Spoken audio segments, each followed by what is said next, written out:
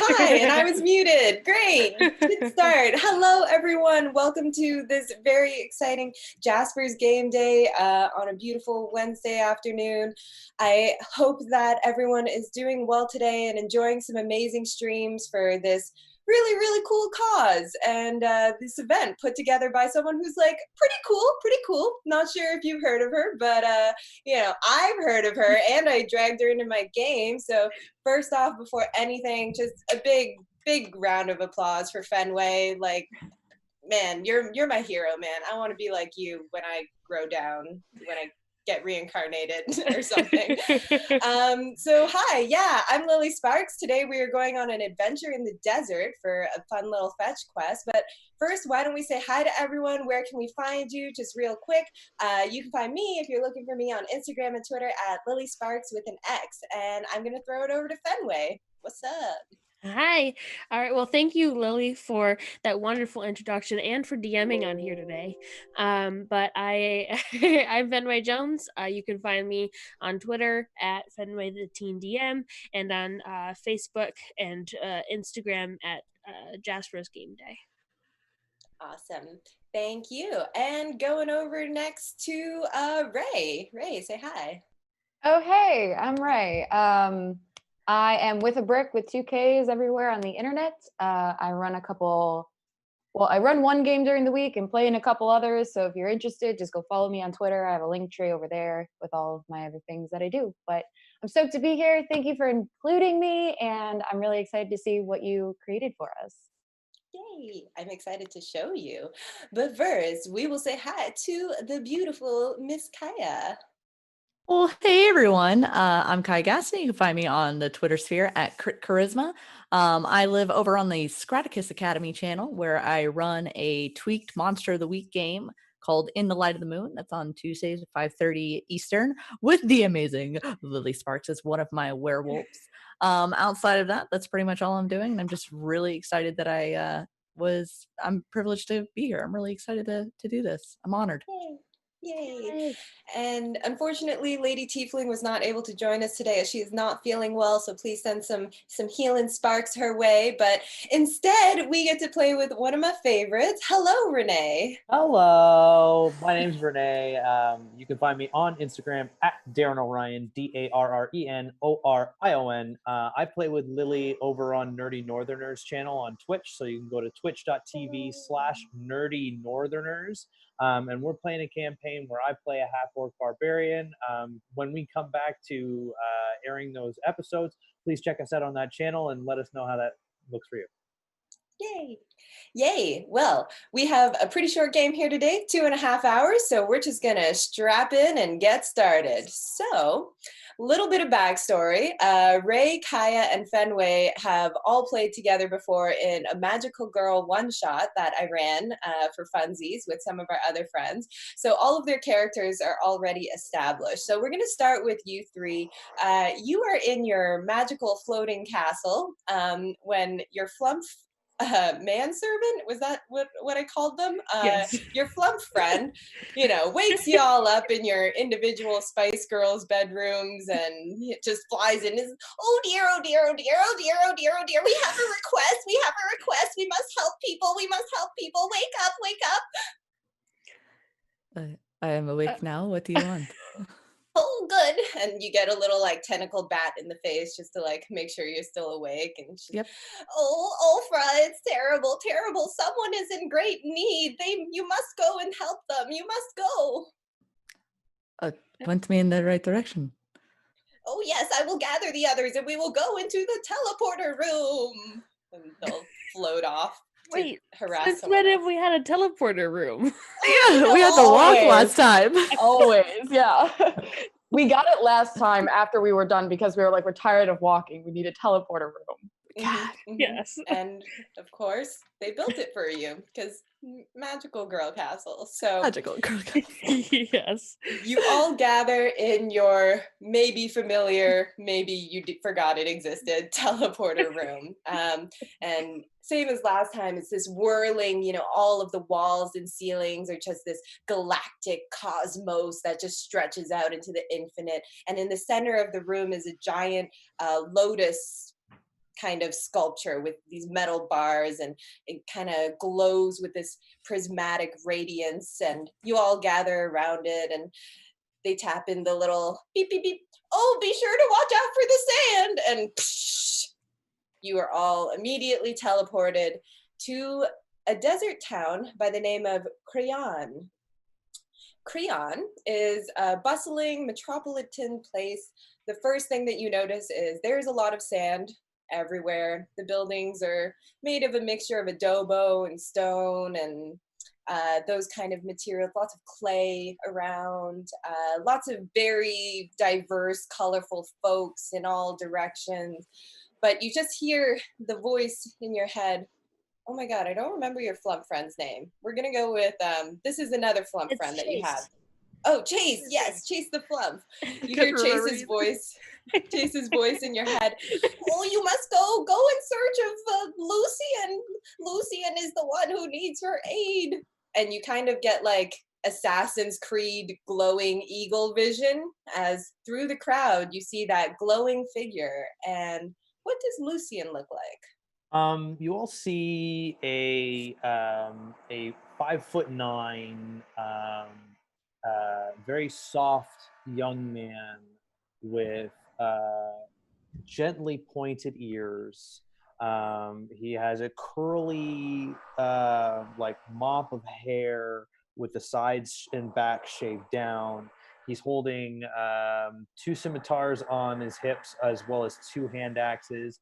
He has a long bow strung across his back with a quiver of arrows, and he just seems to be kind of like actively looking around the city right now. Lucian, you have been seeking aid for a while now, maybe a week, maybe 2 weeks. You are desperate.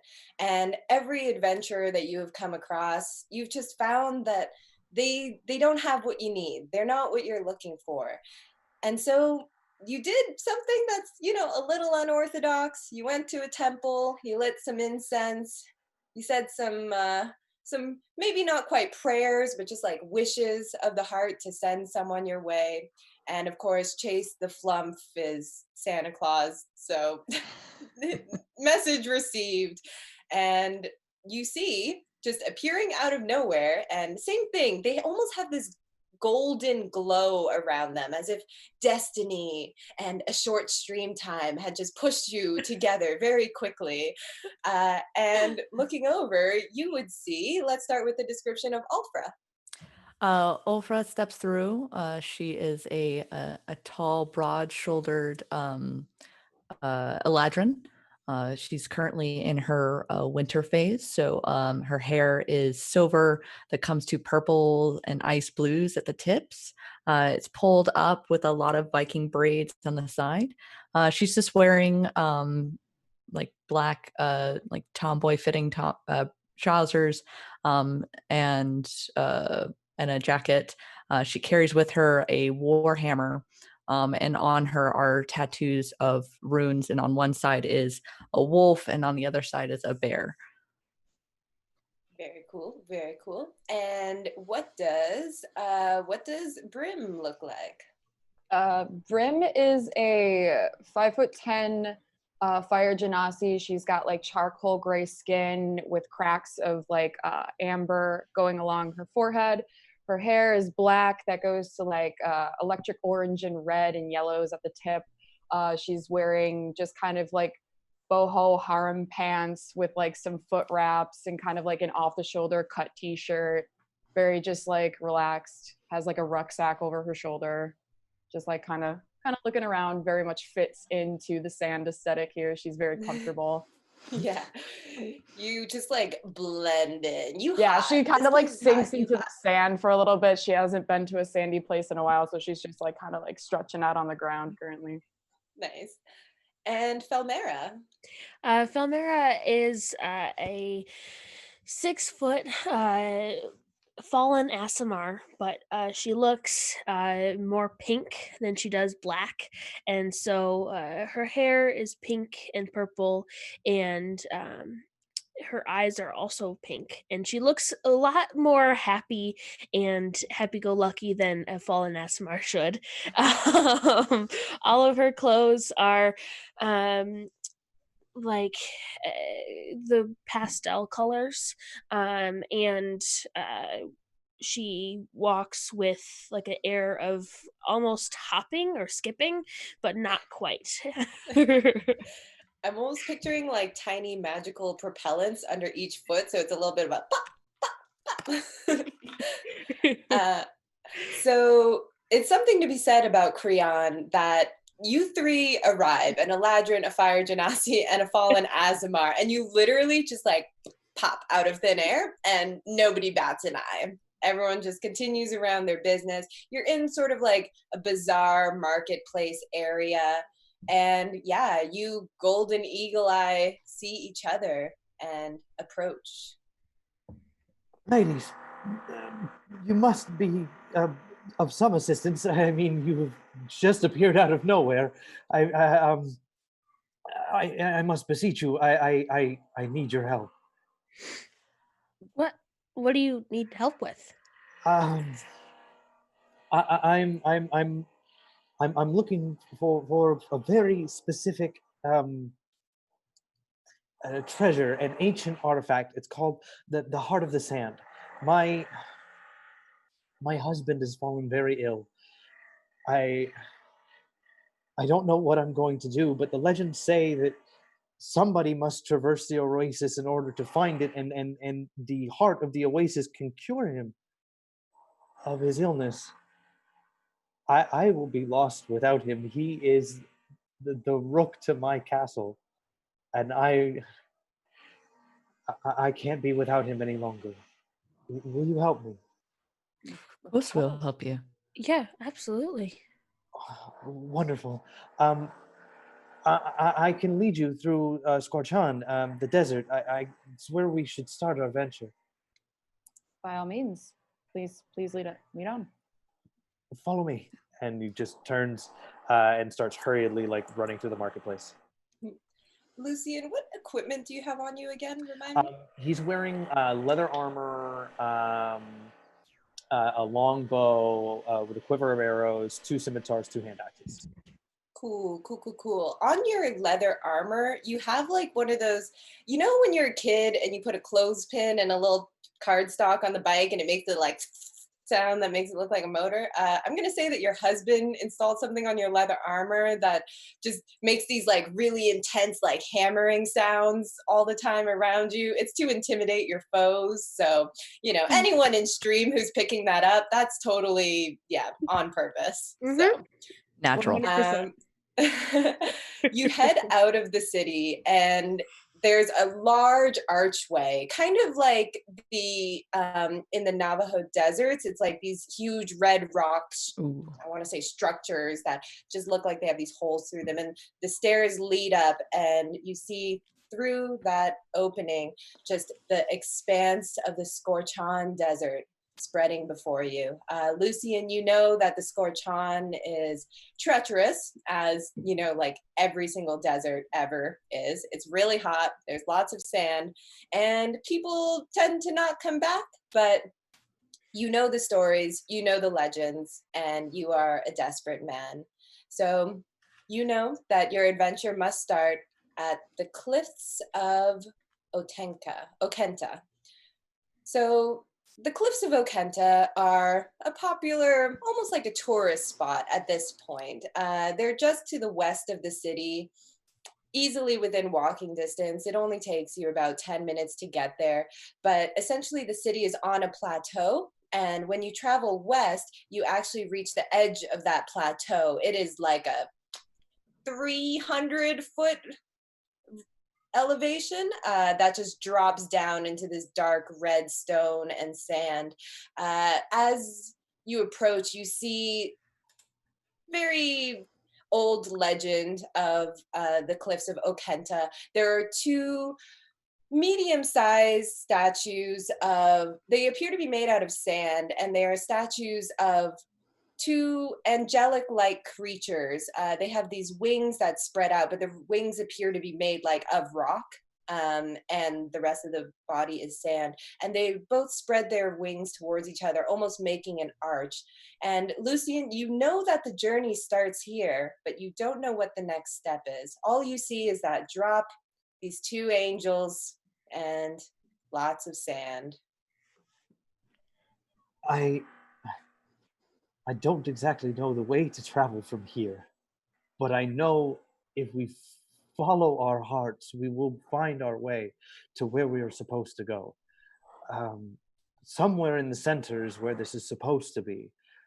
What I tell you is to keep your eyes and wits about you. And he kind of looks up, and the wind moves his armor, giving the noise of rattling. I love it so much. Keep your eyes and wits about you. There are foes at every turn. Can I fly up to one of the angelic creatures and outstretch my wings and go, guys, look, it's me? Mm-hmm. What's your wingspan? About 6 feet. 6 feet? Yeah, that's like exactly the distance between them. And as you reach out, your wingtips kind of brush their wingtips, and you almost flinch a little bit because they're hot, like really hot. Ulfra will just take off of her jacket and go, I picked the wrong season to transition into before we came. Can I look around the base of the angel statues to see if there is any writing or iconography? Mm-hmm. Yeah, make me an investigation check, please. And is there anything else anyone else would like to do? If I could, I'll help. I'll help with looking around the base of the statues, and if anything, like since they're hot, I'll like kind of touch them to see if any parts of them move or anything. Mm-hmm. Mm-hmm. Why don't you roll an investigation as well? Cool. Let's see. That would be straight dice roll. I'm smart, but not that smart. I have 15. 15? Cool. And I got a 10 for investigation. 10? Cool. So combined, you two each take a statue and you feel around. Ulfra, is there anything particular you want to do to I know you said you were looking for writing at the I didn't know if bottom. there's maybe like almost like this way to, like any type of directional sign or something that we could decipher to give us a better clue. Yeah, I just want to know, are you looking, investigating, or touching, investigating? Or both? Looking, but if it looks like I need to touch something to like brush it off, I will touch it, knowing no that touching it probably is necessary. hot. No touching necessary? Okay, just looking. Yeah, Brim's got the touching down. It's like really hot. Like even when you put your hands close to it, you can feel the heat emanating off of these two beings. So Ulfra, when you look at the base of the statues, you actually notice something odd. They are both like, you can't tell when you're just like standing up and looking at them straight on, but when you like crouch down and get a closer look, they're both about like an inch levitating off the ground. Huh. And Brim, what you notice is that when you are touching the statues and you kind of run your hands along them, that heat almost starts to transfer into you, but in like a very pleasant way. It feels like it's filling you up with golden light, like from your toes, like up into, almost like there's a reservoir that you didn't realize that was empty inside of you. She starts like bouncing on her toes and just like when she's touching it, just being like, I don't know what it's doing, but I feel much more whole. There's something, it's warm, but now I'm warm inside, but not in a bad way. I don't know what it's doing, but it's doing something. And she's just still like kind of like fascinated, like moving close towards it, seeing if there's anything that she's missing. Mm-hmm. I don't know if you all are aware, but these statues are floating. Floating? Floating. They're floating? Can I like try to push it? Will it move? When you try to push it, it doesn't, you know what? Roll me a percentile dice. Oh, okay. My favorite roll to ask for. I got a 95. Oh, wow. Okay, yeah. So when you push it, you realize you're trying to like push it horizontally. But when you do that, it doesn't budge, but then you kind of like shift your hands a little bit and you notice you can push it down or up. Well, it's not going side to side, but I think we're supposed to maybe push them down or pull them up. They go this way, but not this way. Is there something underneath them? Should we move them up?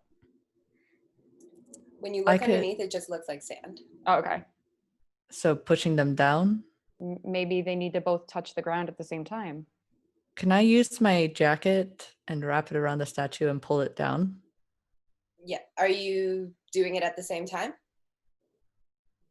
I'll attempt to try and push the other one down. I don't know if I can do it myself, but I will attempt to do it at the same time as Ulfra.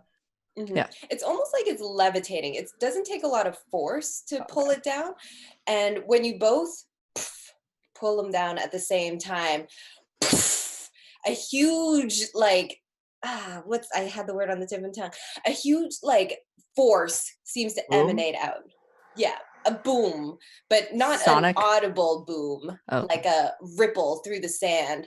And you are both kind of flung back a little bit by the force, and all of you kind of have to blink and clear your eyes because this blinding light appears at the base of both statues.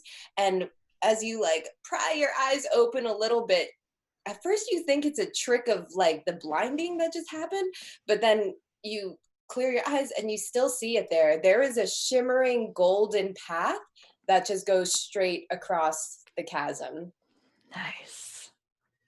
I knew that you were the ladies that I needed to seek. You are perfect. And he just turns and starts walking as confident as he possibly can. Armor rippling in the breeze on the path. Wait, don't. Okay. And I will quickly walk after him so that he is not walking by himself. Yeah, same. There are dangers. Don't. Okay. We're just. Let's go. So everyone who steps on the path, which I'm going to assume is all of you, please make me a wisdom saving throw. Oh, shoot. Oh, no. That's not too bad. Is it a magic effect? Is it a charm? Yes. Oh, I get We'll advantage. say I'm it's an a elf. magical effect. It's not a charm, but Oh, it's not a charm. Then it's just me. okay. I got a 10. I got an 11. 10. I got a also 13. got a 10. Cool. Actually, Lucian, give it to me with advantage, please. And 13, Felmera? 20. Okay, yeah, all right. Alf, did you say 10 or 13? There were a lot of those numbers. I said 11. Oh, okay, great. I was different. Lucian, you believe with everything you have that, like, you are stepping out on a translucent glowing path that is going over, what did I say, like 300-foot chasm, and you do not even bat an eye. As you step down, it is as solid as any ground you have ever felt, and you are just walking across. You can see the other side. The chasm is about 300 feet. It's about 100 feet across, and you can see the other side. The path continues over the solid ground and seems to stretch off into the horizon of the desert. Belle, you're pretty optimistic, fallen Azamar, and you can fly. So you were like, this is fine. And you kind of bounce along. Brim and Alfra, you are less confident as you, one toe at a time. She's not fond of heights. Just imagining this 6'2", broad-shouldered, badass-looking barbarian going, can somebody guide me? Can somebody just hold my hand? The blind leading the blind at the back. We're just like holding hands, like, yeah. Okay, I think I got it. I think I got it. Are you okay? Are we dead yet? Not yet. Let's shuffle. Just shuffle. We're gonna shuffle. die. We're gonna die. We're gonna die. And as you two are just clinging to each other and scooching your way along the path, I'll say you get about like 10 feet in, but you're just both so nervous. And you hear voices from behind you as you turn and you see the statues. The sand is just melting off of them. And they look mad. And they say, You do not trust the blazing path set before you. You must succumb to the fall. And we're going to roll for initiative. Oh my god! Oh no! Okay. All right. Oh, God. I'm just going to move some stuff on our little roll. Oh my goodness. Okay. I can't remember. What is my initiative? This. And then we have I rolled a natural 1. Oh, good. no. plus what? Plus 4, so that's 5. Oh, that's good. I got a 14. I got a 10. And I got an 11 this time. We're switching roles, Alfra. Well, at least you, Alfra? Yeah. yeah, I got a 10. Oh, okay. I wasn't looking at your screens and I messed up the voices. Okay, so Alfra got 10 and Brim got 11. And I get a number. How did a 14 get the highest? We're doing real great. The power of magic. Magical girl. All right. Magic. Belle, you're up. So these things are ruler is this. These things are about 25 feet from you. You are on the path. The path still feels solid to you, but you can see these two figures appear behind the form of your friends. The path is 10 feet wide, so you're going to have to do a dex check if you want to get between on the other side of Brim and Alfra. Could I just fly instead? Oh, yes, you can do that. I always forget about that. It's okay. I just wanted to make sure that there wasn't some sort of issue with me flying. And you said it was like 300 feet to the other side? 100 feet to the other side, 300 Okay. feet down. Oh, okay. Okay, cool. Yeah, so I am going to go on the other side and try and attack I'm gonna go over and attack the thing. the Cool. whatever they're called. Sounds good. And I'm going to rage as well, by the way. All right. So would you like to go for the one on the right or the one on the left? One on the left. You got it. I'm going to reckless as well. Yeah. Do it. Does a 17 hit? A 17 will hit. Cool. All right. Oh no, that was really bad. I rolled a 2. Oh no. I am going to do 5 damage. Oh, good.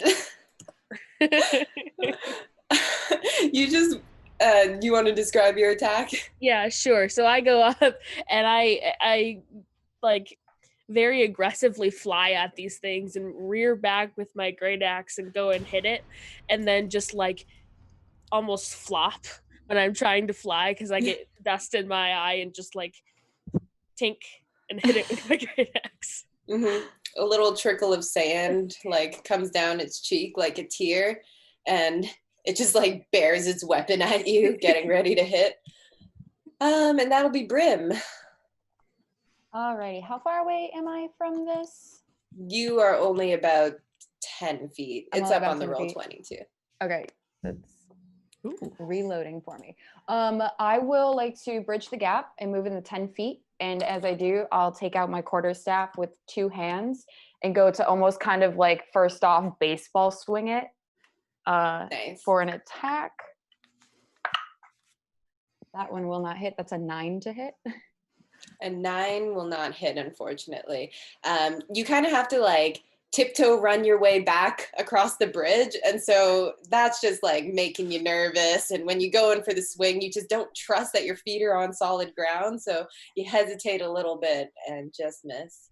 Not a problem. So she'll go from kind of like the baseball swing to then taking the quarterstaff around and kind of like jutting at like the sternum area of the monster and kind of like chop at them.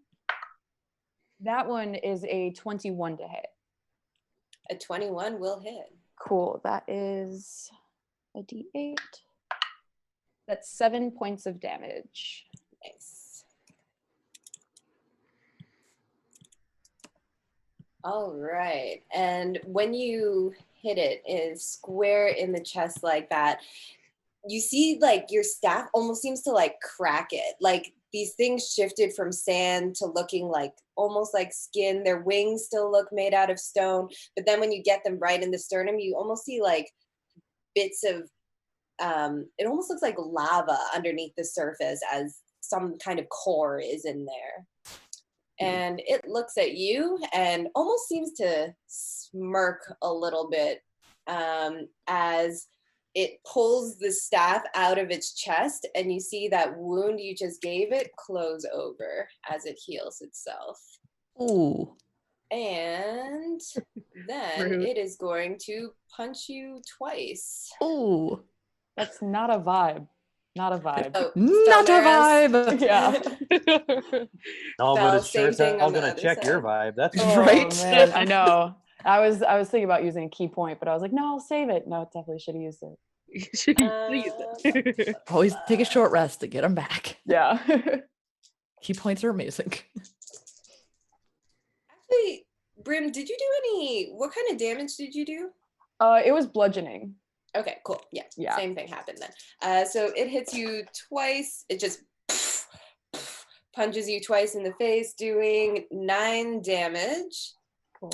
And fell on the other side. You see, same thing. It just heals itself with this kind of glow inside of it, and makes 2 punch attacks against you. Both are gonna hit. So that'll be 11 plus 9, 20 damage on you. Oh. And like it's when it raises its arms, you see that like the fists are actually like massive, like Wreck-It Ralph fists, as they just I'm going protect the blazing. I'm gonna regret this, but I don't know if you did it, but you have advantage on me. Because of I'm reckless. Yeah. Oh yeah. Any nat 20s in here? Nah. Okay. So you're good. Thank you. And that is going to be Ulfra.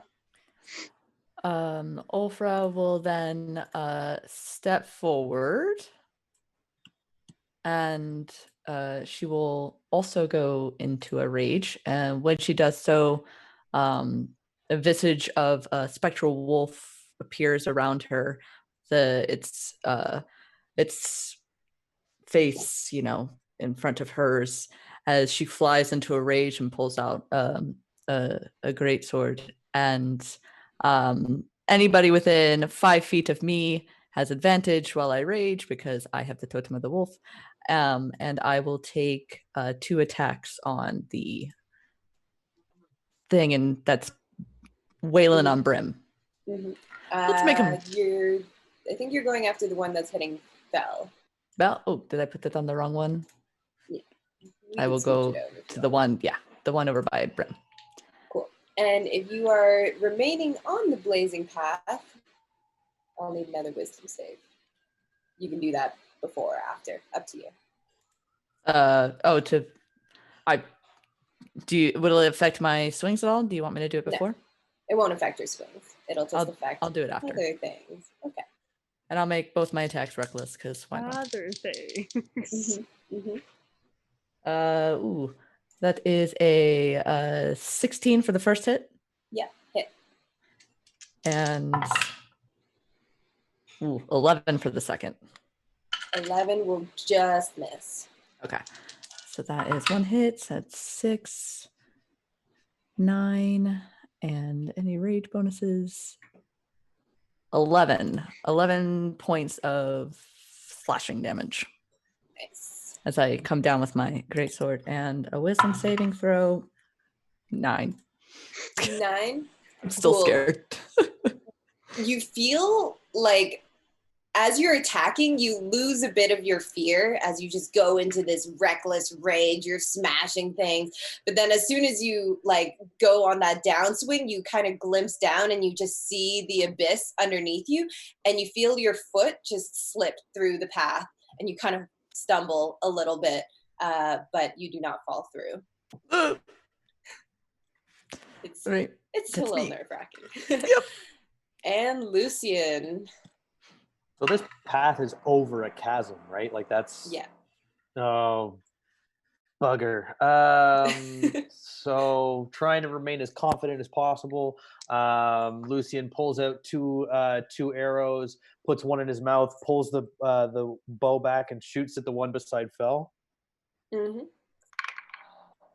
That's cocked. That's a 14 to hit.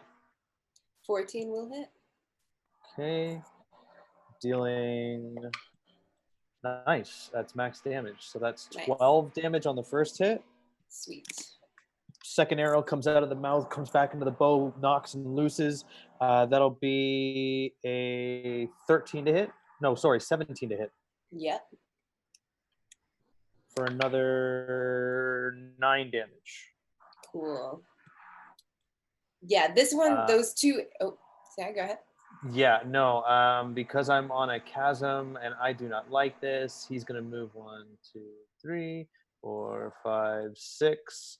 And technically he's still over the chasm, so he's not going to do it until he's safe. Cool. Give me a wisdom save with advantage to end your turn there. 12? 12? Oh my God, with advantage? Wow.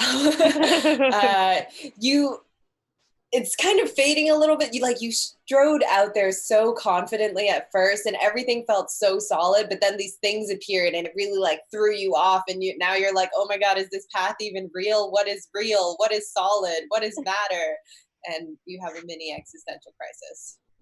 But it still stays pretty solid for you. Maybe feels a little squishy, but solid enough. Solid enough.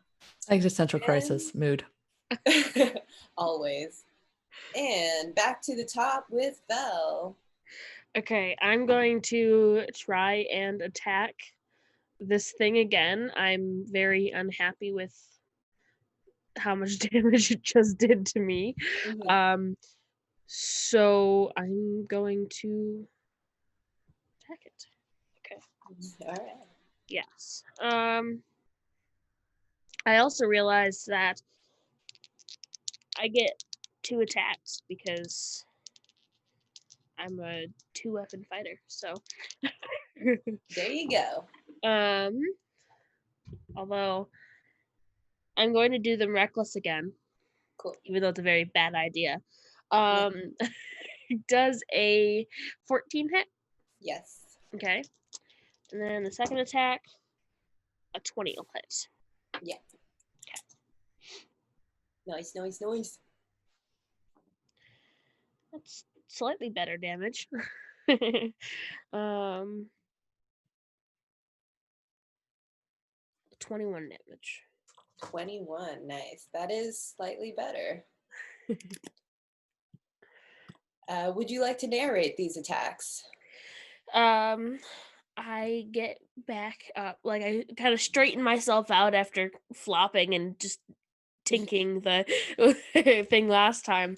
I straighten myself up and go and slash at its head with the axe, and then bring it back up and try and hit it in the side chest area. Nice. As you do, combined with the wounds that it just received from Lucian, bits of it are now falling off in heavy chunks that just look like sand, and then they melt into the rest of the sand as they fall. Brim, you are up. All right, so Brim is going to take one more crack with her quarterstaff.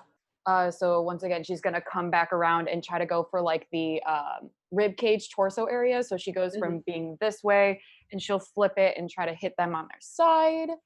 With advantage. With advantage. It's a 15. Mm-hmm. All right, so that's only 4 points of damage. And then for my second attack, after she does that, she's going to whip the quarterstaff into one hand, and in the other pull out some sand that she has stored in a pocket and throw it and do one of her dart attacks. Cool. Which is a 16 to hit. Did you do that with advantage? Oh, no, jeez. That's a natural 20. Yay! I haven't got a natural 20 in a very long time, so yay. Yay! Yeah, so she do you double the dice or do you want me to roll twice?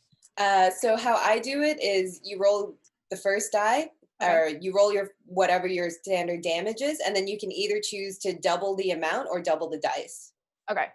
So you can roll another die if you don't like what you rolled, or yeah. Okay, well I got a 3, so I'll just double the dice to 6 plus 2 is 8 points of damage. What kind of damage is it? It is piercing damage. All right.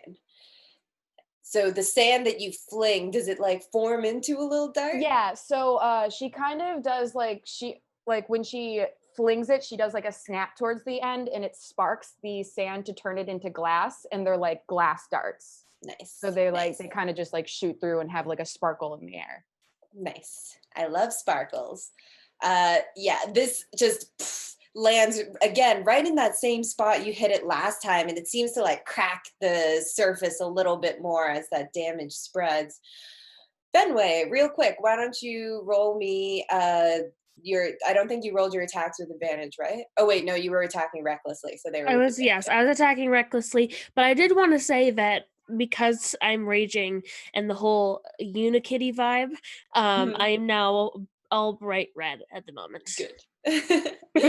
So angry. Yes. All right. So both of these things heal again at the top of their turn. So the one that Alfra and Brim are taking on looks pretty okay. The one that Felmera and Lucian are attacking looks more hurt. But they are both going to do double punches. That's going to be a double punch on Alfra. With advantage. Reckless? Yeah. Yep. So first one is probably not going to hit with a 15. That is my armor class. Okay, so the first one will hit. Second one will be a 14, so not hit. So that'll be only 7 damage on you. 3? What's halved of 7? Yes. Yeah. 3 damage. And then, yeah, Fel, you're just there attacking recklessly, and they're like, you're all red. You're a good target. I did forget that I got to have the damage last time though, so I'm slightly doing better. Go ahead and do that. That's good. Both of these will hit, unfortunately, and that'll be 11 and 12 bludgeoning damage, half to 5 and 6, so 11 damage total. Why are you guys not getting hurt as much? We honor the blazing path. I was fine on the blazing path.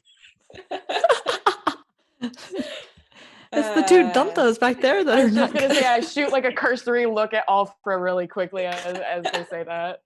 doing great. We're doing great. We're doing great. Doing so good. And that'll be Alfra. Oh, okay. I'd like to roll my wisdom save first. Okay. And see if that changes anything. Oh, natural 1. I'm gonna go with no. I'm really bad at this. Roll me a dexterity saving throw, please.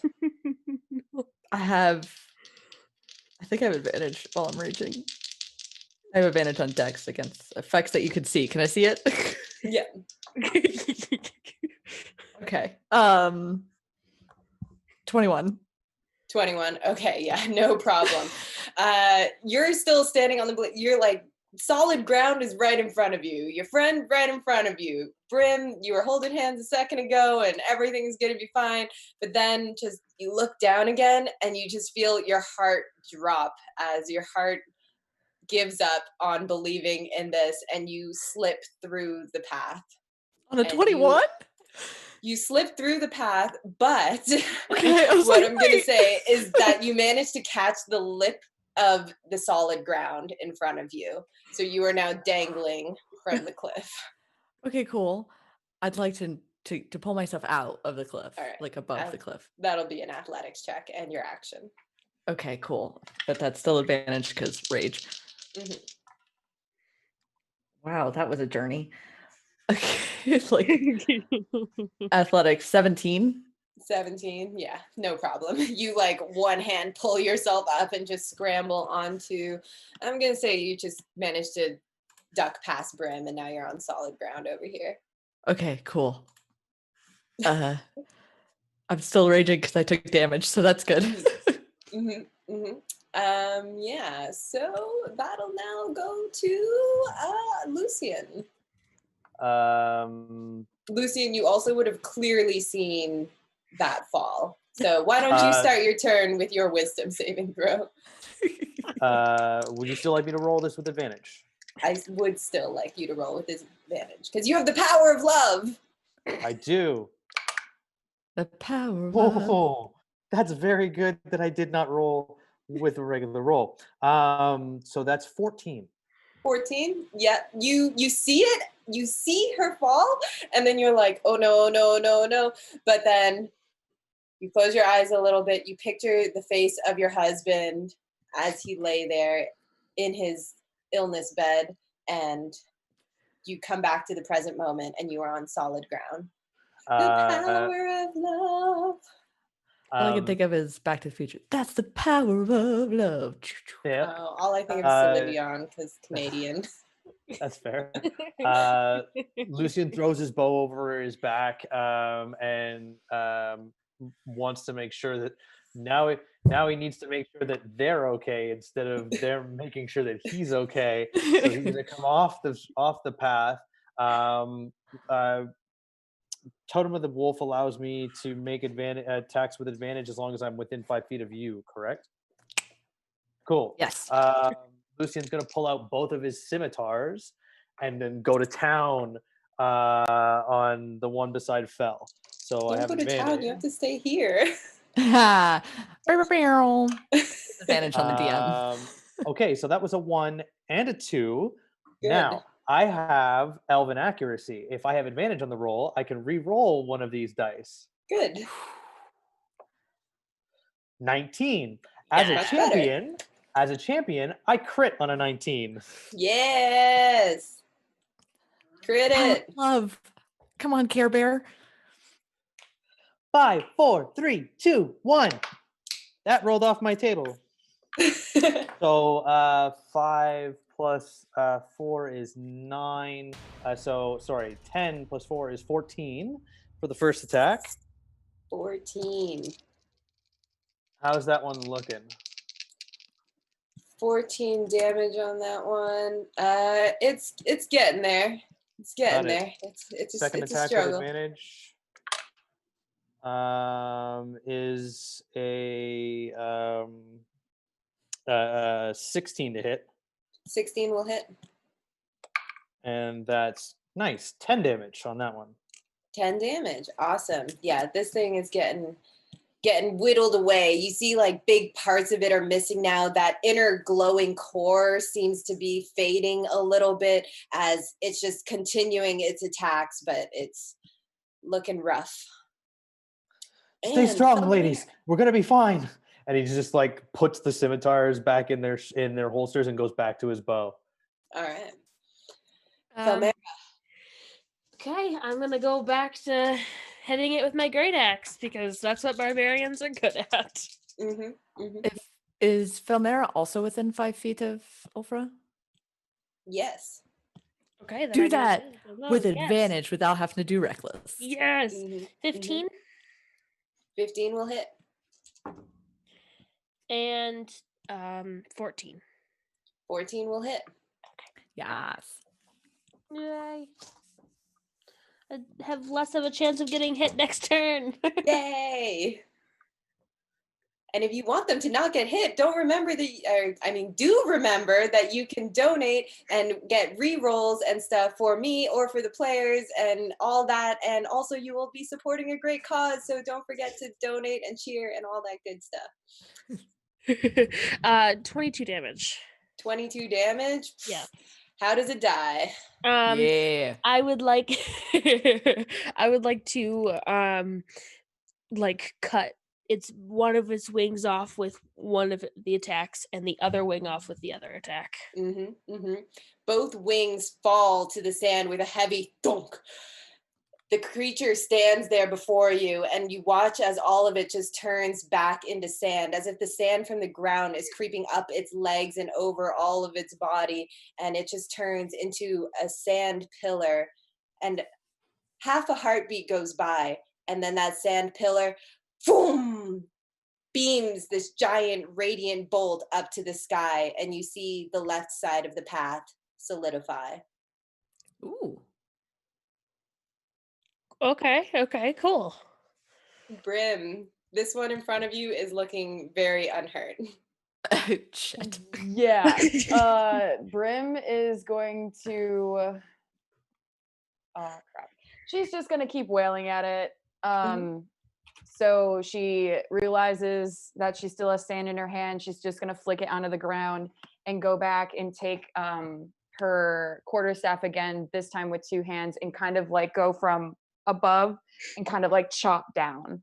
All right. Oh, this is advantage, correct? Yeah.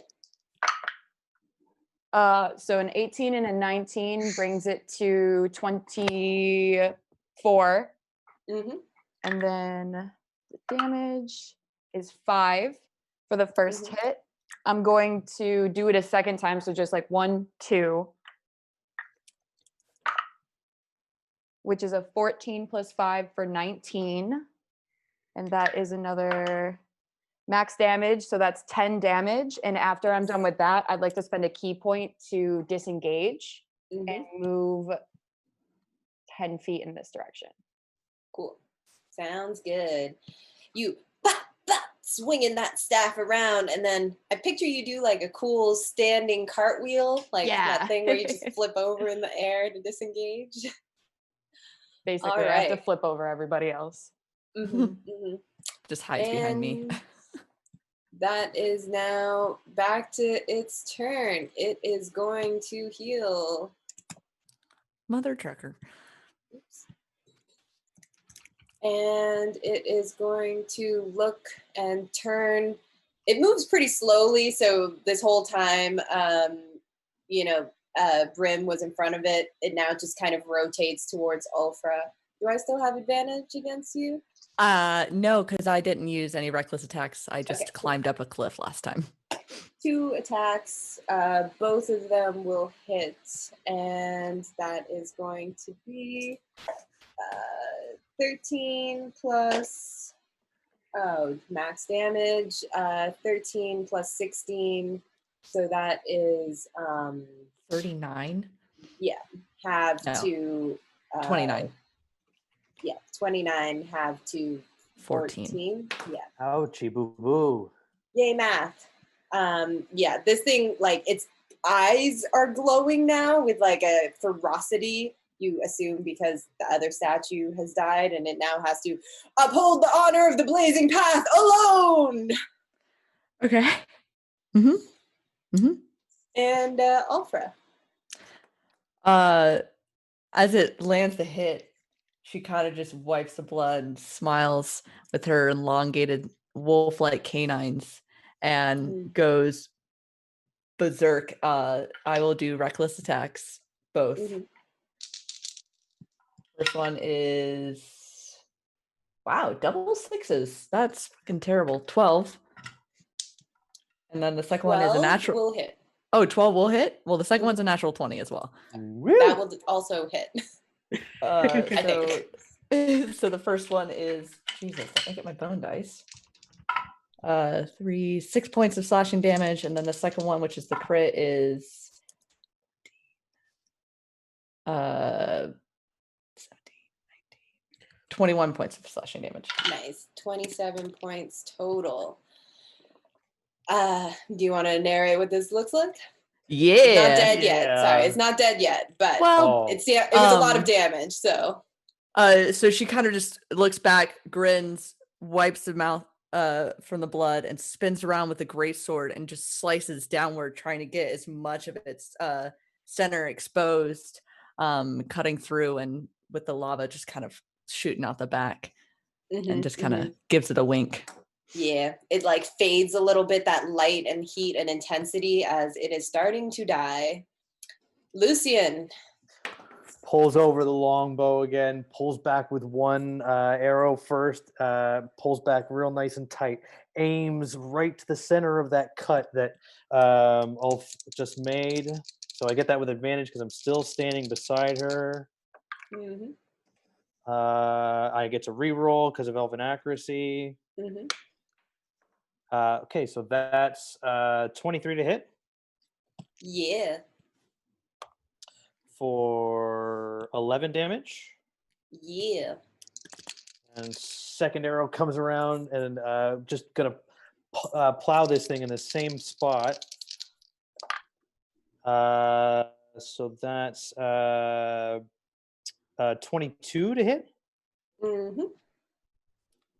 for another 11 damage. Nice. All right. Roll me a percentile dice. You got it. I'm always ready for percentiles with you, dear. 42. 42. All right. You land these attacks. So epic. So many arrows. So many bowstrings being pulled.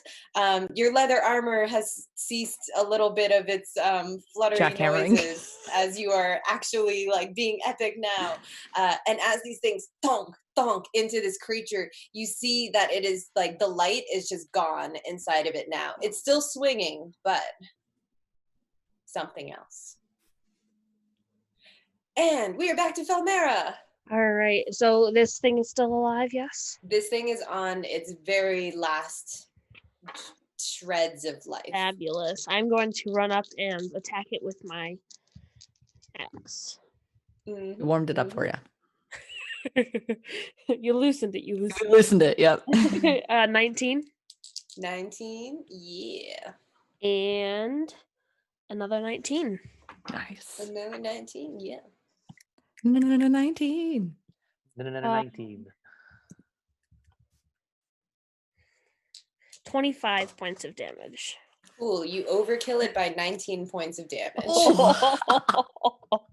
Yes. How it look? I just want to, this time I want to swipe up and like hit it where I saw that core was, Mhm, and then go after its head. mhm, mhm. Yeah, Lit. all of it happens. When you swipe up and you hit that core, you feel a bit of almost resistance as you cut through it, but you still manage to slice it, and same thing, this thing just turns into a sand pillar and radiates a Yeah. bolt into the sky, and the other side of the path solidifies. Yeah. Thank the gods. Dope, dope, dope, dope, dope.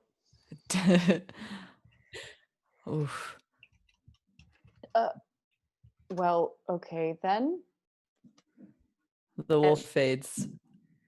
Ow. Those things hit like a brick. Yeah. Ugh, It's like they were hitting with a brick.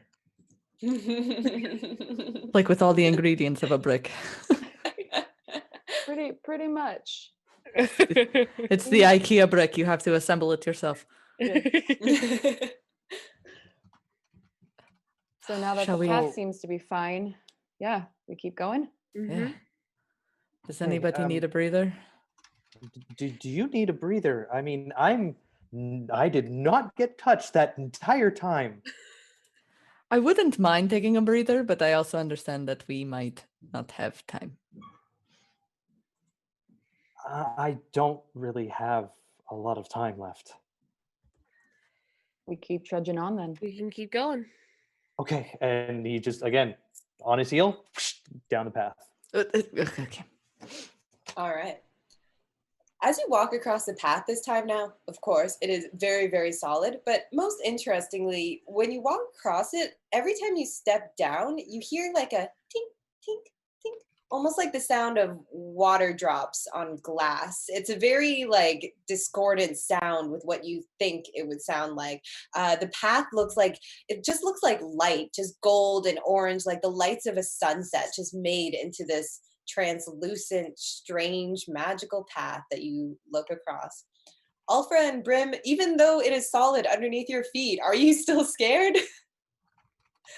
A little trepidatious, however, like very, like now that they've defeated them and they know that, like she knows it's solid, she's like, okay, fine. Still don't like heights, but just get across. Mm-hmm. I probably, in my big ass form, look down at Prim and go, "Can I hold your hand?" Come on. Okay. And you two scooch along again. Felmera, if you're okay with this image, I feel like you're just like flying in circles above them and just like, come on, guys, the air is great. Come on in, y'all. The water's fine. You make it to the other side of the chasm, and the path continues to wind its way through the desert. Your gaze follows it, and it stretches in towards the horizon, but you can make out almost these like blurry shapes around where it's going. Now that you're on this side of the chasm, it's almost like the heat and the dust and the winds have all just intensified. There's now bits of sand flying around in various dirt devils. And looking ahead to where the path is going, you notice what almost seems to be like a sandstorm covering one area of the path. Would you like to continue? Are you all going to be okay going through this? Sweating. Yeah. Well, I don't think we have much of a choice, unfortunately. Maybe there's something that's causing it and we can talk to him if we get close enough. Okay. Felmera is starting to finally turn pink again after calming back down. And well, I'm sure if there's something causing it, we can figure that out and get them to stop. Because I'm sure we can talk to them. We are nice people, and they must be nice people. And we can just, if not, we can figure out a way through. Okay. Okay. All right. I'll like rip a piece of my jacket off and just wrap it around my neck to pull up as like a mask just in case the dust storm does hit us so that I can breathe a little easier. All right. So you start heading in that direction. And even now, as the path is going over sand, it's still that strange, like, tink, tink, tink, tink, water droplet noise as you're walking across it. As it goes further, you notice that the colors of it, it started off very bright, like a fire, but now it's almost darkening, kind of like a fire as it's starting to die. And you notice that it doesn't go straight either. It almost seems to wind around certain things and moments. As you're walking, everyone give me a perception and a percentile, please. Ooh, perception and percentile. My perception is terrible. But your percentile might be great. Yes, that's the important part. My perception is an 8. Good. My perception is a 12, and my percentile is an 8%. All right. Good. I rolled a 00 and an 8. Good. Perception is 11 and percentile is a 12. Cool. I got a 35 for percentile. Nice. Perception is 17. Percentile is 39. Cool. So, Lucien, you're leading the way. You are on this path that you have heard about since your childhood. I feel like you're almost awed at this point that this even exists, you know? Like, you had heard all these stories about it, children's books, and now you are on the path. You are going to save your love. As you're walking closer to this sandstorm, it's starting to get more intense with the winds as you're all moving in that direction, and dust and debris are flying everywhere around you. But you hear something, and at first you think it's a trick of the wind, maybe it's just a whoosh, whoosh. But then you realize it is the sound of your husband's name.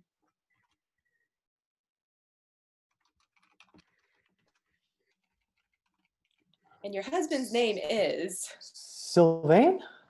Sylvain. Do you hear something? Is everything okay? And he like puts a finger in his ear and like wiggles it around a little bit. Something is saying my husband's name. It's like it's in or on the wind. It doesn't make any sense. Do you think it could be something trying to play a trick on you, or do you think it might actually be him? Well, with how hard it was to find someone to help me with this, it could be a trick of my own mind, but I can't be sure. But I can't. It's unmistakable. I can't stop hearing it. Lucian, you take another step forward, or maybe even backward, like hesitantly, but you take a step in some direction and you hear a crack under your boot, like glass cracking. Takes You a step bend and down. takes a step back, Mhm. and then he just kind of bends down. Yeah, you bend down and you brush away the sand, and your eyes widen as you hold up a picture frame. And photography doesn't exist in this world, but it is a photo of you and Sylvain in one of your, probably a moment from when you first met. Something that would have been private that nobody else would have seen or known. Did we all see him holding something? Mm-hmm.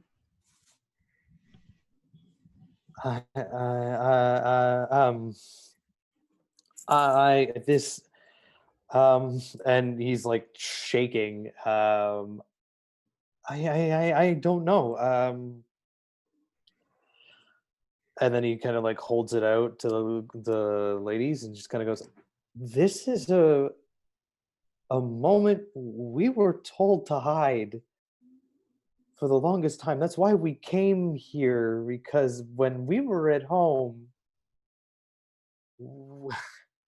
we were told we couldn't be, and yet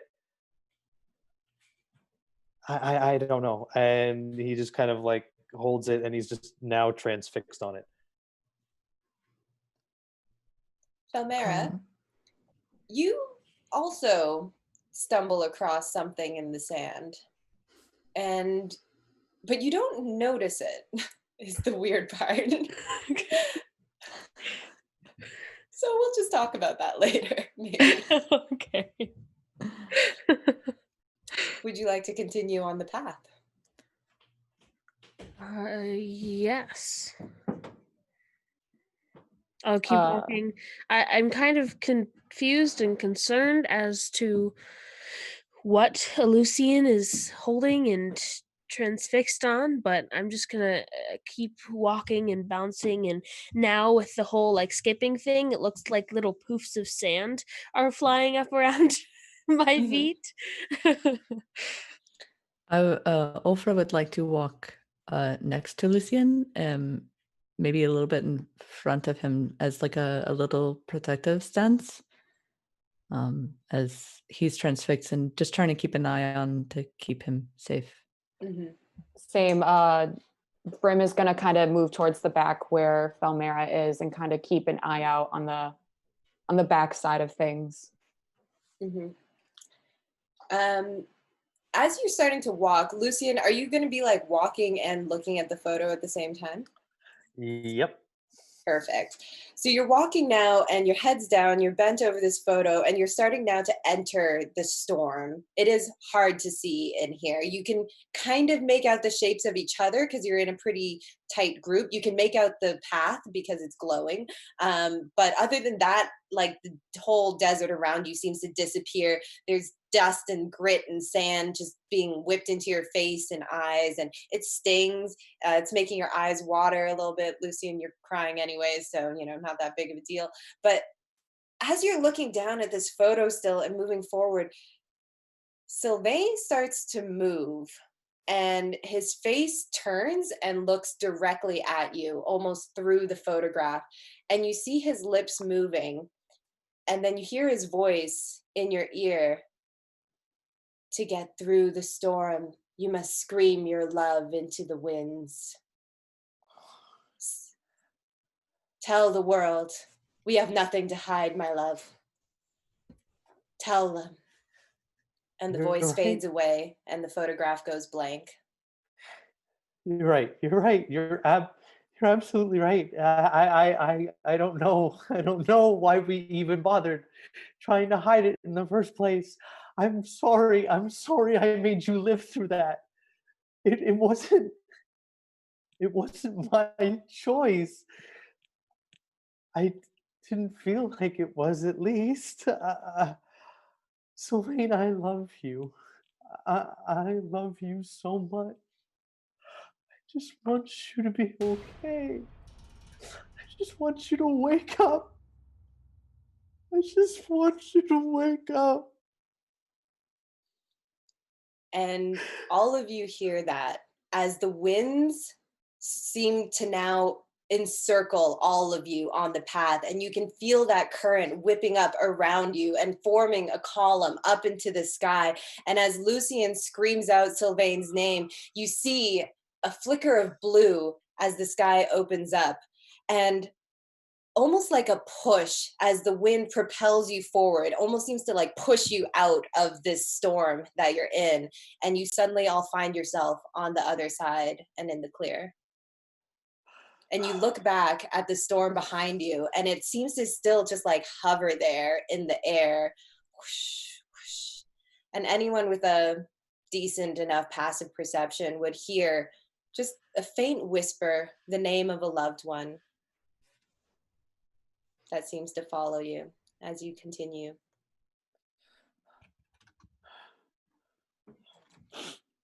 That was an experience. Are you okay, Lucian? I'll be fine. I've gotten through much worse. Do you need a moment or can we continue? No, we need to go. That was very brave of you. No. Sylvain was brave. Sylvain stood up and spoke when I couldn't, and I couldn't leave him behind. And when he said we needed to go, I jumped. And he was right. He's always been right. That's why I'll never stop. You We are need to standing go. now. You are standing now. Let's go. I'll put a Yes, hand on let's the go. shoulder. All right. Grits his teeth and keeps walking. And the adventurers continue on the blazing path. But I think here will be a good time to just take a real quick 5-minute break. It is now 3:40 p.m. Eastern time, so we will aim to be back at 3:45. Take a breather, absorb all the feels, and take a second and donate. Would be awesome if you want to donate, if you want to help us out with some rerolls, if you want to support a great cause. There are tons of links in chat. Just click them out. Every $50 will get a reroll, and of course, we already reached the goal, but let's just keep going. 15,000, let's make it way more. So everyone, thank you so much for watching. We will be back in 5 minutes. Oh, I just realized I probably should have told the producer I was going to call for a break. Jake, you around? Jake, we need a break. I need to wipe my eyes. Help. Help. Help. Jake? Hello. Is it me you're looking for? I totally did not warn anyone that we would take a break. So we'll just leave the cameras on, I guess. I wasn't gonna actually like go anywhere, but if anyone needs to step away right now, just mute your mic and we'll be back in 5. I can pull out my kazoo. Oh my God, please do. Yeah, a little kazoo intermission would be great. Where is my kazoo? I can. Does anyone have any questions? Yeah, anyone want to ask questions about the game or the players or anything that's going on? Y'all get to watch me put re-wetting drops in my one contact eye. Oh, good. Why do you only have one contact? Because I can't ever get. I like the like two. Oh, the color Yeah. contacts. Yeah. I don't need contacts. I just have weird ones because I'm extra.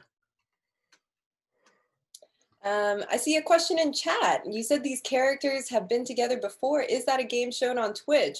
Unfortunately, it was not aired on Twitch, but we had like a little one shot where we played. I did record it, so we might release it one day. It was really fun, though. It was a lot of fun. So hopefully, yeah, that one also had Lady Tiefling and had Brianna Flame in it, and these three. Super good game. Oh, Jake is back. So yeah, we are taking time. I mean, there's only 2 minutes left anyway, so if everyone's good, then yeah. I will take a bio. I will be right back. Cool. No, yeah, you're good.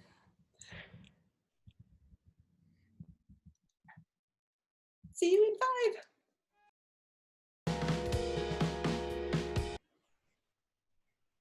Hello, everyone. We are back from our little break, and we just hit 15.5 in donations. So yay! That means we just unlocked 1 reroll for this game. I don't know how we're going to decide how to use it, but we'll see how it goes. And don't forget, you can still keep donating. We just want to get that number up and up and up and up. Yes. Every $50, we get another reroll. We get to support a great cause. We get to hopefully save some people and some heartbreak. So please keep supporting. Please keep watching. And this is going on all week. So hell yeah. Off we go. So back to the story. The adventurers continue along the blazing path. Felmera, give me another perception check now that you're out of the storm. Now that I can maybe see what I ran into last time. Mm-hmm. Another 8. Another buddy. 8? Cool. Everything's fine. Everything's fine. You're very overwhelmed by the heat and just like it's so uncomfortable because the heat is causing all of you to sweat and all of the sand is sticking to you because of the sweat. So you just all feel gritty, dirty, hurt because y'all took some hits before. But you're going along. And you see before you, the path is winding now. You see those blurry shapes before that you were able to make out through the other side of the storm. They are very similar to the background that you see behind me. These jagged rocks that are jutting out from the ground, almost at intervals, creating like this tunnel that just seems to go off into the desert. The path winds through it, and still the path is darkening to a deep red and auburn and this swirling color. The sound of the path is also deepening as well. Now it's less of a tink tink and more of a thunk thunk as you step through and enter this tunnel. Is there anything that you would like to do here while you're walking? I think Ofra will just try to check in with Lucien every once in a while just to make sure he is doing okay. I'm gonna keep my eyes peeled and make sure that there's nothing that's going to try and like attack us or approach us. I'm just keeping an eye out, trying to make sure everything seems a-okay. I think every once in a while taking her like quarterstaff and kind of like drawing symbols in the sand as she's walking like behind her, just like trailing it behind her, keeping a track of where we're going. Brim and I are playing travel tic-tac-toe. Yeah, basically. Both of you just take a D4 inspiration for that because I liked it and it made me lol. Brim and Felmera, give me a perception check, please. That's much better. That is a 13. 10. 13? 10. Nice. Brim, you're a little distracted. You're drawing things in the sand. You're mostly paying attention to that. Fel, with a 13, it feels different when you enter this tunnel. It's still hot. It's still windy. It's still sandy. But it's almost like everything is muted just a little bit, as if something is just muffled the world. You feel like you're walking through less of a tunnel of jagged stones. You feel like you're in like a quiet hallway almost as you're going through. Yeah, I think with the 13, that's all you notice. That makes sense. And you continue along for about another 20 minutes or so, just following this path. It's almost getting like a little darker as well, even though the sun, you can see the sun in the sky and it seems the same, but like everything just seems to be dimming a little bit as you go deeper and deeper into this thing, until you reach an opening and all of the rocks around you seem to expand in this ring where each rock now stands straight up, pointed at the sky.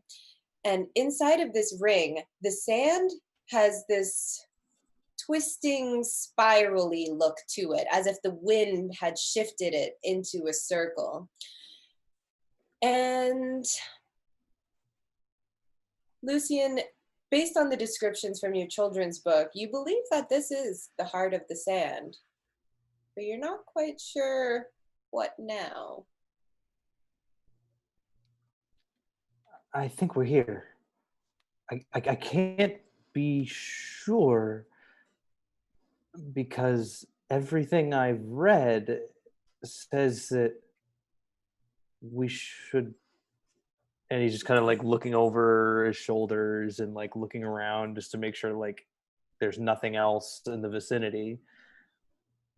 I don't know what to do from here. Does the symbol that this the sand is in, does it look like a labyrinth? Like, is it walkable? It looks walkable. It's just a spiral. Yeah. But there is like, it's like 5 feet between each line. Do you think we have to stand in it or walk it? Could Ofra just go into the center of it? You just want to walk directly into the center? Do you think we should walk in the spiral or just go into the center? If we disrupt the sand around it and may cause an issue, I have a feeling that maybe we're not supposed to disturb the shape, but more so follow it to the center. Well, I could step over. Oh yeah, that's right. And she Yeah. like looks up to you and like realizes how tall you are. Hello. Yeah, by all means. I'll just gingerly like step over, try not to disrupt too much into the center, and just see if I can like brush the center, see if there's anything in the middle. Give me a dexterity saving throw or an acrobatics check just to try and get there without disturbing the lines.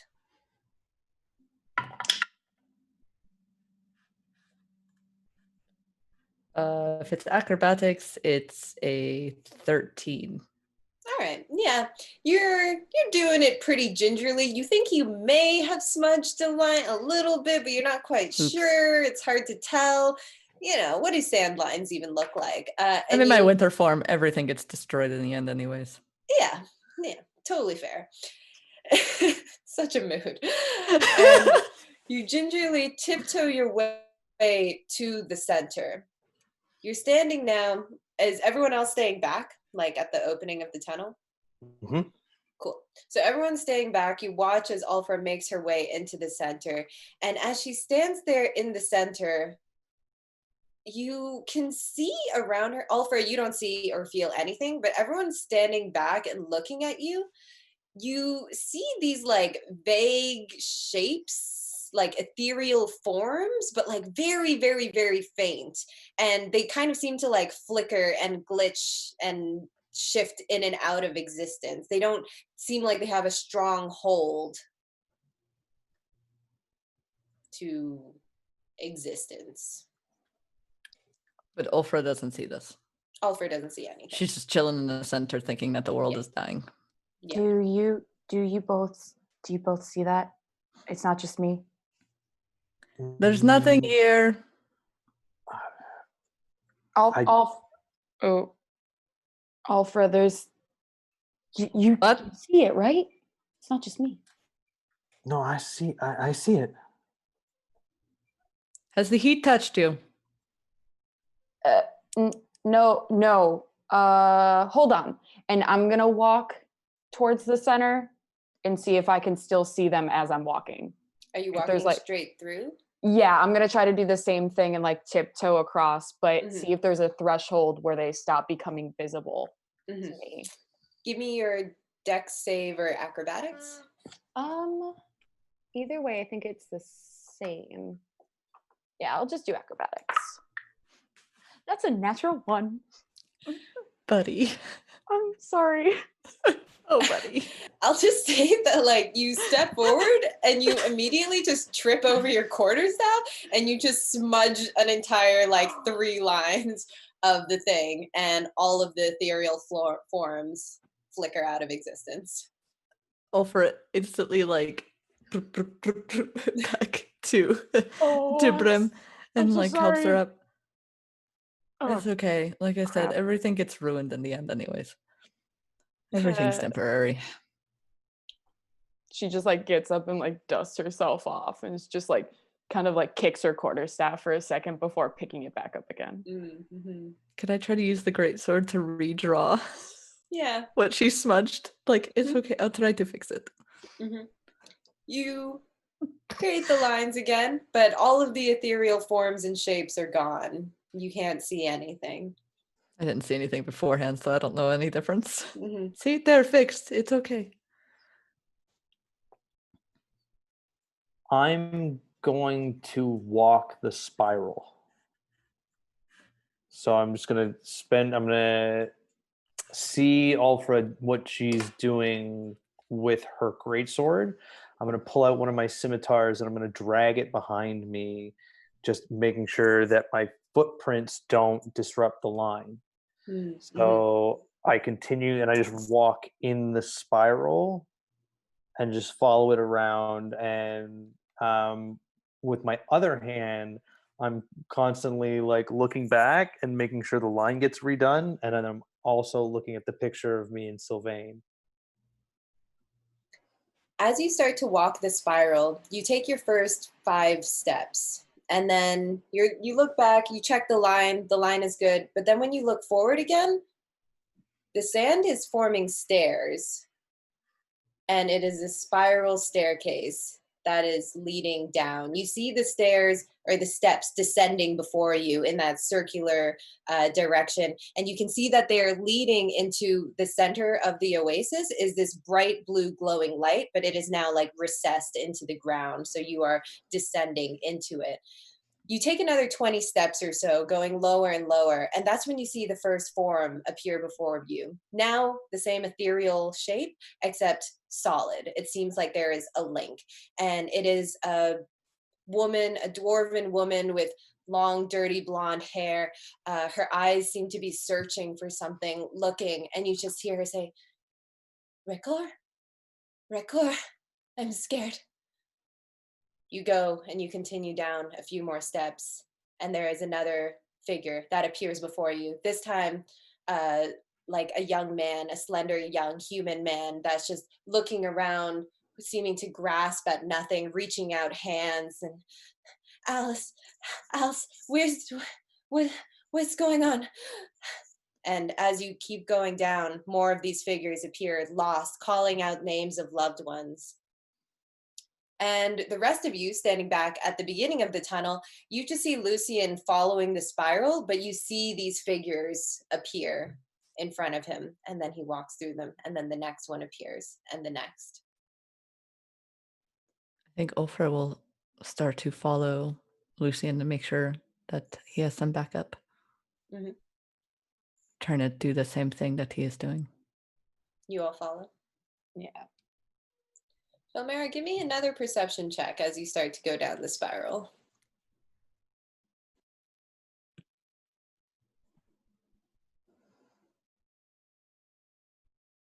I believe That was a 7. Oh. Felmera is so unobservant, continuing along, just happy-go-lucky. It's fine. Everything's fine. So you descend down the staircase, and as you all start to walk the spiral, you see it as well as the steps start to form, and you go down deeper and deeper. Despite what your cognitive reasoning would normally think as you're going down into this chamber of sorts. You would think it would be getting colder, but it seems to be getting warmer. And Brim, again, that like warmth sort of fills you up from your toes up to the top of you again. And each time you pass through one of these ethereal creatures, you feel a little flicker or spark inside of you. But you continue along until you reach the last step. And Lucian, you step down. And as you step into this chamber full of blazing blue light, the light fades, and you see standing before you is it is a large creature that is hunched over this pool of shimmering blue light. And inside that pool, you can see shapes moving and figures moving. And this huge creature, it's like seems to be some sort of fiend, has long horns made out of bone and bone necklaces around its neck and wrists, and standing on either side of it are two large gorilla looking things that are peering into the pool as well. We have managed to capture more. We need more. And the creature says, patience, it will come, and sort of ruffles the gorilla's head. They don't seem to have noticed you yet.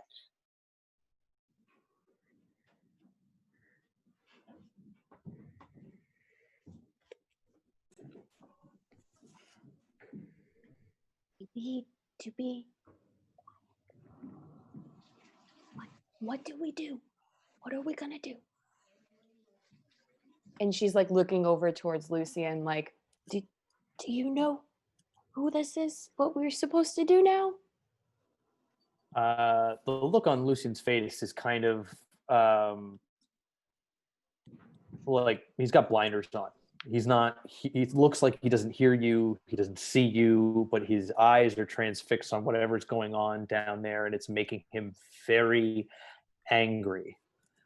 As his jaw clenches and unclenches multiple times in a series of seconds, he starts to pull off the longbow from his back, reaches back into his quiver and slowly knocks an arrow, and begins to gently step forward very quietly, starting to take aim. And I'm going to make a stealth check. Yeah, I'm going to make a stealth check for you. I also rearranged the roll 20 so y'all can see that now. 13. 13? If my passive perception is 13, do I see this? Yeah, you see it. But these three are occupied and they don't seem to notice as you step forward. I could just talk to them if you wanted me to. Well, we can see if we can get any information out of them first, and then if things go awry, we can resort to some sort of alternative. I mean, things tend to always go wrong, but, I'm trying, Yeah. Because I can speak with animals. Just By all means. Okay. I'll like step forward. Hello, friends. How are you doing today? You look what's going on? Can we be of assistance? We are here trying to save a love. Hey. Lucian, you hear this. Are you still going to try and remain hidden, like to the shadows a little? And slowly pushes himself up to the side. Cool. We'll say you remain hidden. The three of you are noticed, though, Felmera, Brim, and Alfra. All three heads snap over to look at you. And the main fiend, the other two, the gorilla type things, their faces just remain blank and impassive. Do I have a photo I can share with you? Oh, yes, I do. It is here. So they each have 4 arms. They appear to be like skeletal hands, big tufts of fur everywhere.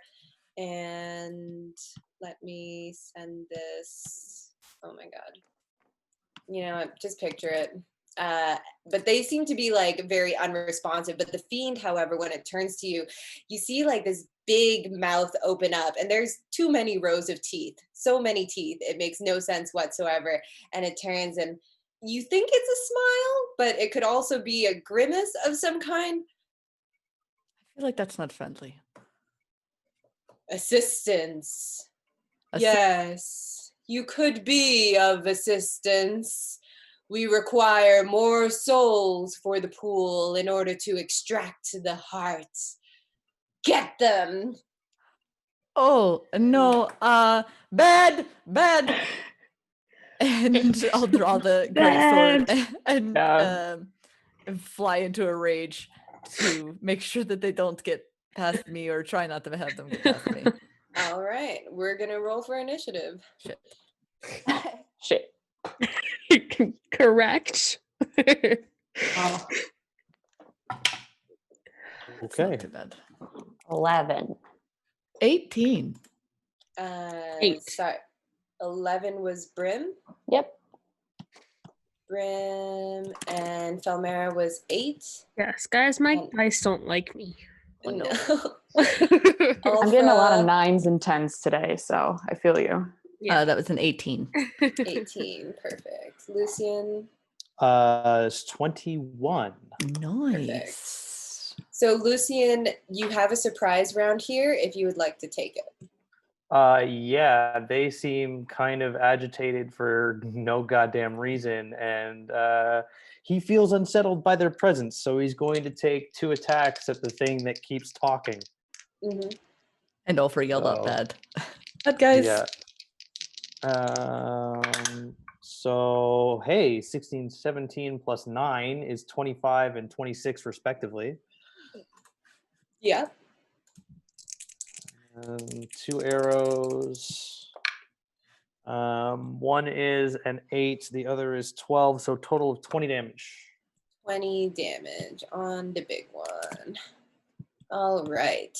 So you just seeing everything starting to go bad, you just snap, fire off those 2 arrows. They rip into this thing. And like when the wounds open up, you see the stark white of bone underneath, as if this creature is just all bones and teeth.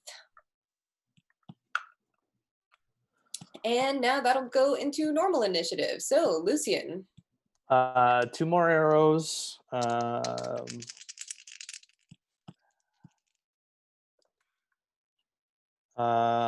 That's a 24. The other one is a 12. Mm-hmm. So 12 both will not hit. 12 will not hit. Okay, so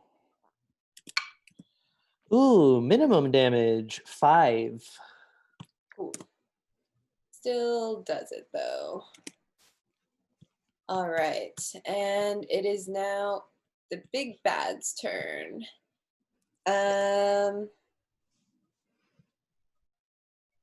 Yep. So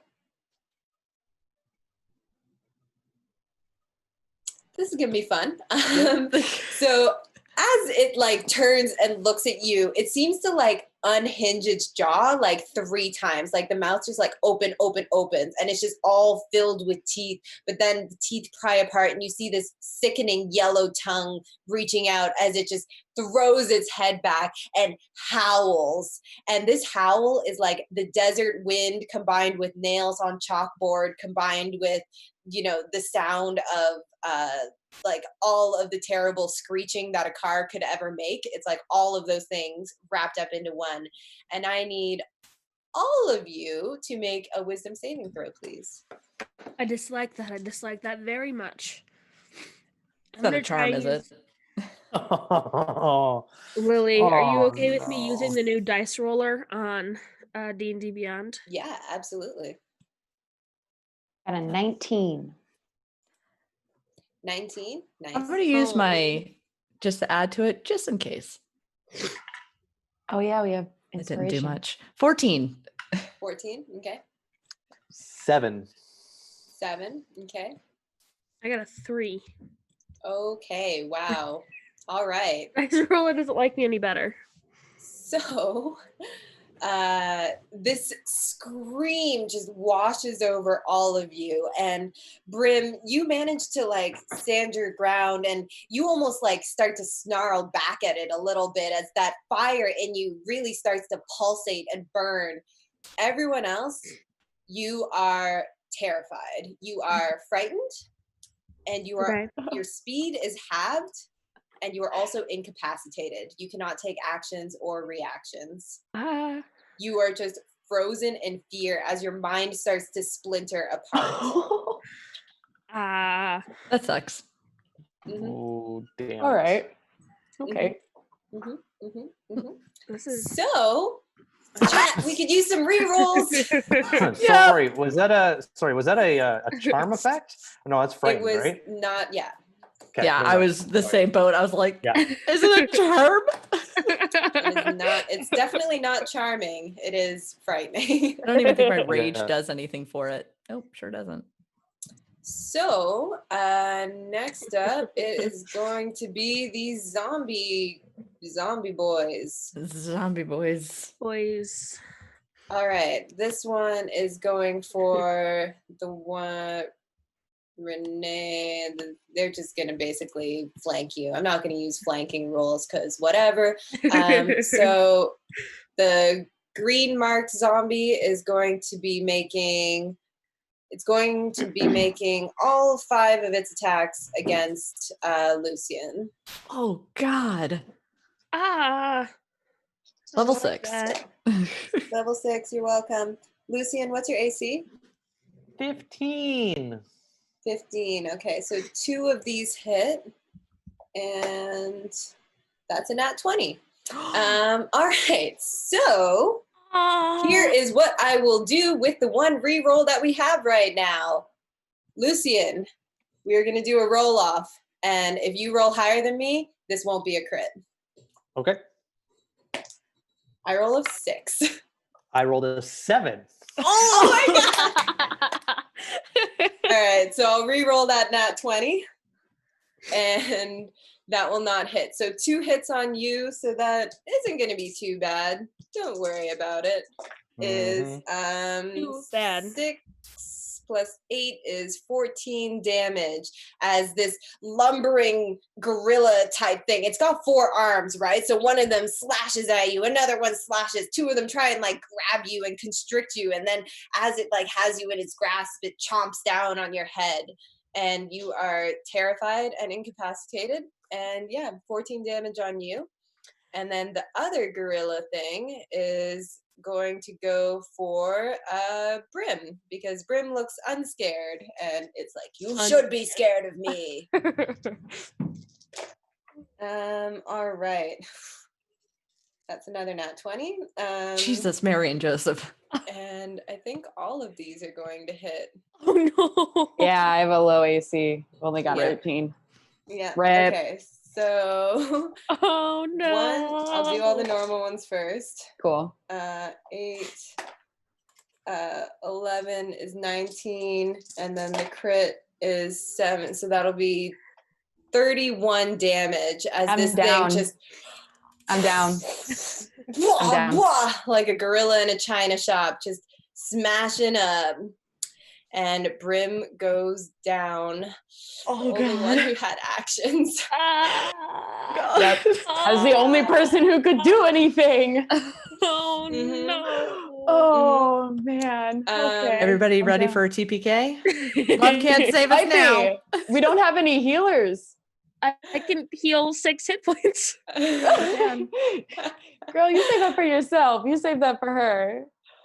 Well, here we go. Next up is Ulfra. You have half your movement speed. Mm-hmm. And if you have any abilities that are not actions, you may use those. That are not actions. Sometimes there are things like action surge and short rest and etc. I have a Misty Step. It's a Mm-hmm. bonus action. Mm-hmm. And I have bonus action Rage. Mm-hmm. Can I rage? Yeah, I'll allow that. A Thanks. frightened rage. I I will go into a rage and try to emit a howl of my own, which I'm sure only sounds like those puppies that are like the first time they ever learn how to bark. It's like, and I mean, I think that's all I can do. And All right. half my movement will just be to, even scared, try to get in between me, whatever. I'm gonna try and block anything getting at Brim. Okay. So you're gonna move around here, I'll say. Cool. Yeah. Cool. Do I get another saving throw, or do I just not do anything forever? It's until the end of its next turn. Lit. Then the effect ends. Cool. I have a question. Yes. Can I go back and use my Tides of Chaos to try and get advantage on the Wisdom saving throw? Give me a percentile dice. Okay. I got a 58. Yes, you may do that. Yay! Okay. Let's try and do this again. That is an 18. That'll save. Yes. You were frightened. I'll say you were frightened for all of those things, but seeing Brim get knocked down, you just like called upon the tides of chaos and magic, and Unikitty is mad. So, yeah, Brim, that'll be your first death save, please. I got a 5. Okay. Ouch.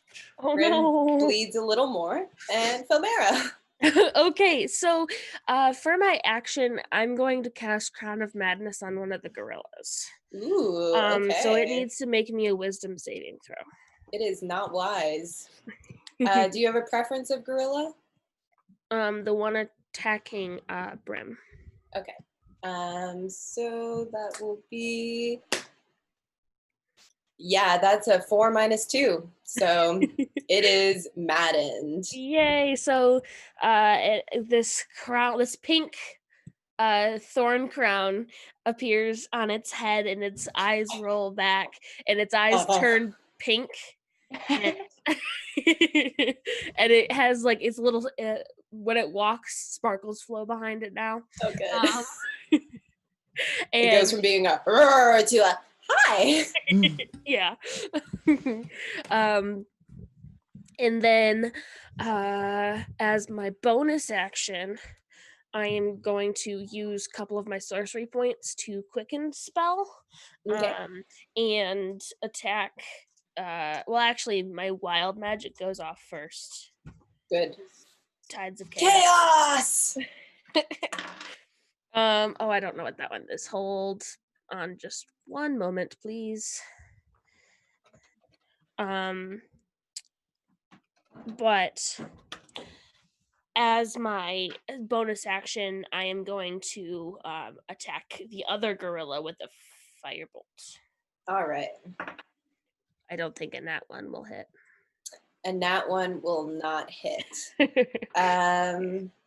I'm pulling up the wild magic chart right now. Cool. Sorry, I forgot that was a thing. I'm going to say Lucian. Oh wait, you were trying to hit it that one. Ulfra, give me a dex saving throw. A dex saving throw? Mm-hmm. Do I see it coming? My skin turns a vibrant shade of blue. Oh, perfect. So does now that mix in with the? Yeah. Yes. So now I am purple. Good. That would be a 12. A 12? Yeah, you just hear something sizzling behind you, and you manage to just like scoot out of the way just in time as a firebolt goes zipping by you. Woo! Sorry about that. Whew. Won't have to shave for a couple of weeks. Who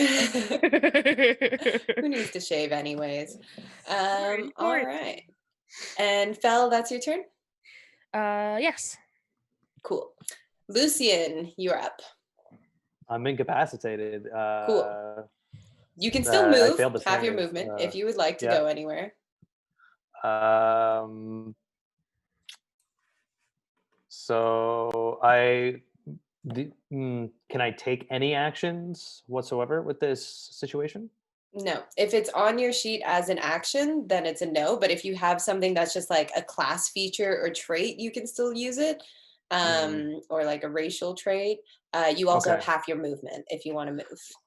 Right, so I can't disengage. Okay, so I will still take the attack of opportunity and start moving back 5, 10, 15, 15. That's half my movement. Attack of opportunity does not hit. It sees you Okay. trying to get away and it claws a skeletal hand at you, but you manage to just duck and get out of the way. And it is now the Howler again. Ooh. And it does not recharge its howl. That's nice. It is going to move. You see this fiend. It places one hand on the pool and kind of like pushes off of it as it comes around the side of it.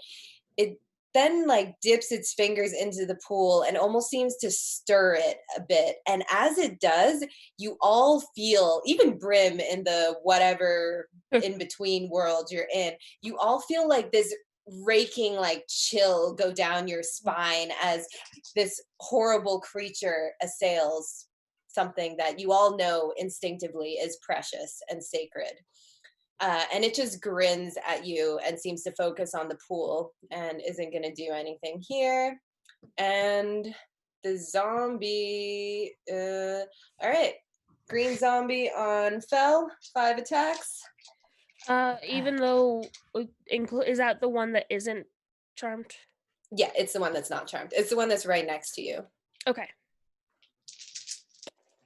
Only 2 of them will hit though, which is nice.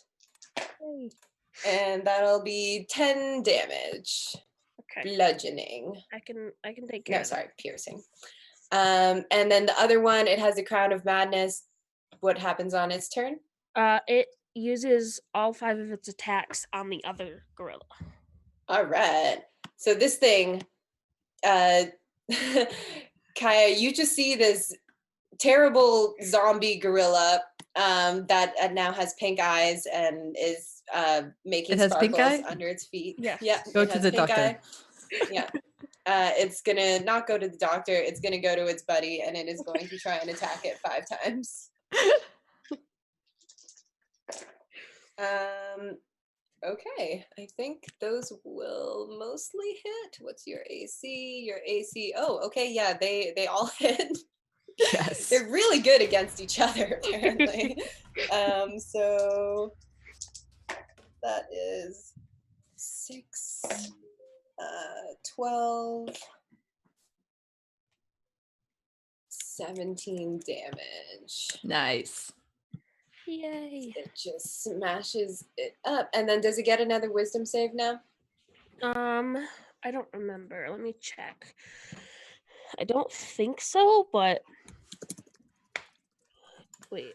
Okay, so the charmed target must use its action before moving on each of its turns to make a melee attack against a creature other than itself. Yes, makes it gets a save wisdom at that. saving throughout the end of its turn. That's okay. It rolled a 1 minus 2, so it is. You know what? -1. Because it rolled a nat 1, I'll say that it's not going to get a save on its next turn. Nice. It Yay. is very mad. And that now brings us to Ulfra. You now have regained your senses. Huzzah! I take off to the fiend. Okay. And having my senses back, I do a proper howl that echoes the chamber as my rage just blazons even more, and I take both attacks on it reckless because Okay. sure. Mm-hmm. Yep. At this point, you know. Ooh, well, the first one's definitely not hitting. That's a 1 and a 2. Mm-hmm. Second one, God, I'm rolling like shit, is a 14. 14? 14 will not hit, unfortunately. Your greatsword just seems to screech across like all of the bone armor that this fiend has built up around it, and it looms over you, and all you see is just those rows and rows of teeth looming in towards you. Okay. Then as my bonus action, I will use my one Misty Step and Misty Step back to a protective stance over Brim. Okay. Very good. Because now, don't hurt me. And also now, Brim. Next save, please. Okay. Natural 20. Got an 11. Okay, good. Yay. One for one. 1 for 1. All right. And Felmera. Okay, I have to find. I want to use my ASMR thing where I can heal. Okay, my healing hands.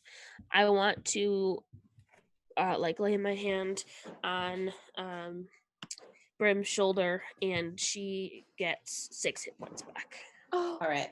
thank you. You were a little ways away. You're going to need to take a 5-foot step over to Brim to touch her. Are you going to take that attack of opportunity? Yes. All right. That'll hit and do 7 damage. Okay. After I do that, I would like to use my bonus action to rage All right. because I have 6 hit points. Oh, Fair. damn. Same word. Same. The All number right. of the day is 6. It is also the 6th. All right. So that's your turn, Fel. Yes, it is. And we are back up to Lucian. How can I get out of this incapacitated situation? Oh, it's already done. It was at the end of the Oh. Howler's turn. It ended. Fantastic. you're good So now. now I'm going to move beside Ulfra. We're going to move 5, 10, 15, 20, 25. You're raging, aren't you? Sure am. Ooh, baby. Get those advantages. Yes, please. I'm going to start attacking the gorilla thing that looks the most hurt. All right. That will be the the other one hasn't been hurt at all. So just green has been hurt so far. Okay, so we'll go for the green one. So that's first one is a 25. 25 will hit. Okay. And I have advantage, so I get to re-roll 1. Okay, that'll be a 20 for the second one. Mm-hmm. Okay. That's 4, 7, 8, 15 damage in total. Nice. Gonna You end my see turn. it start to bleed like black ichor. It's not blood. It's like this thick, goopy, black, drippy, nasty, rotty smelling stuff just seeping out of its wounds. The fiend now, having briefly been encountered by Ulfra, sort of like lazily turns its head to the rest of you again and says, "You don't understand what happens here. Mortals, they are so petty." And it's going to reach into that pool and just like scrunch its fingers into it. And I want all of you to make a wisdom saving throw, please. Make being the keyword. Yeah. Lucian with advantage. Better. 16? 16? Oh, good. Nice. In stereo.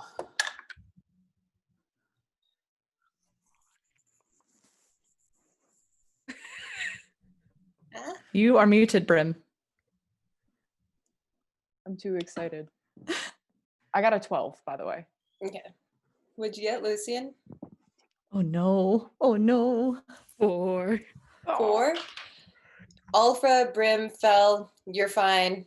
Don't notice anything happening. You do get that like chill again of like creepy fingers down your back. Yeah. But Lucian, as that hand constricts in the pool, he turns and he looks at you. And again, just that huge, weird, toothy smile. And pulling out of the pool by the hair is an ethereal form of Sylvain. And he just says, "This one? This is the one you love? Ha! There is no saving him. They are mine, all mine." And you are going to take 5 psychic damage from that.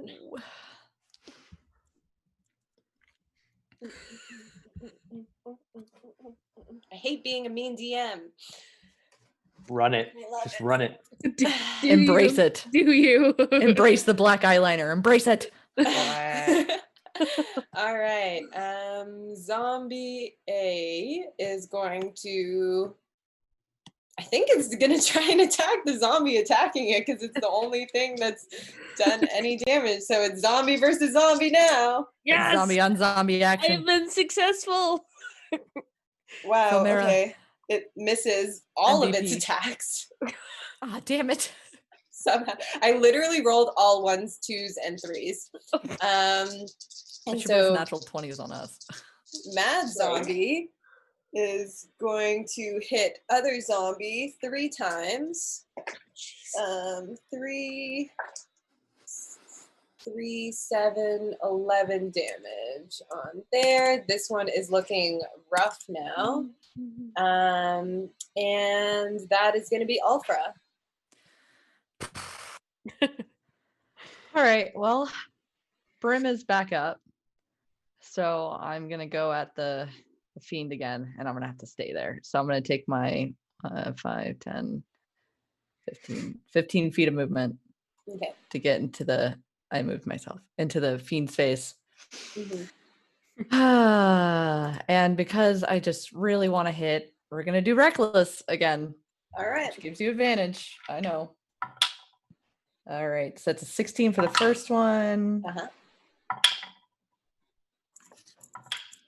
And a natural 20 on the second one. Dang. Okay. So do both of them hit? Mm-hmm. Okay, awesome.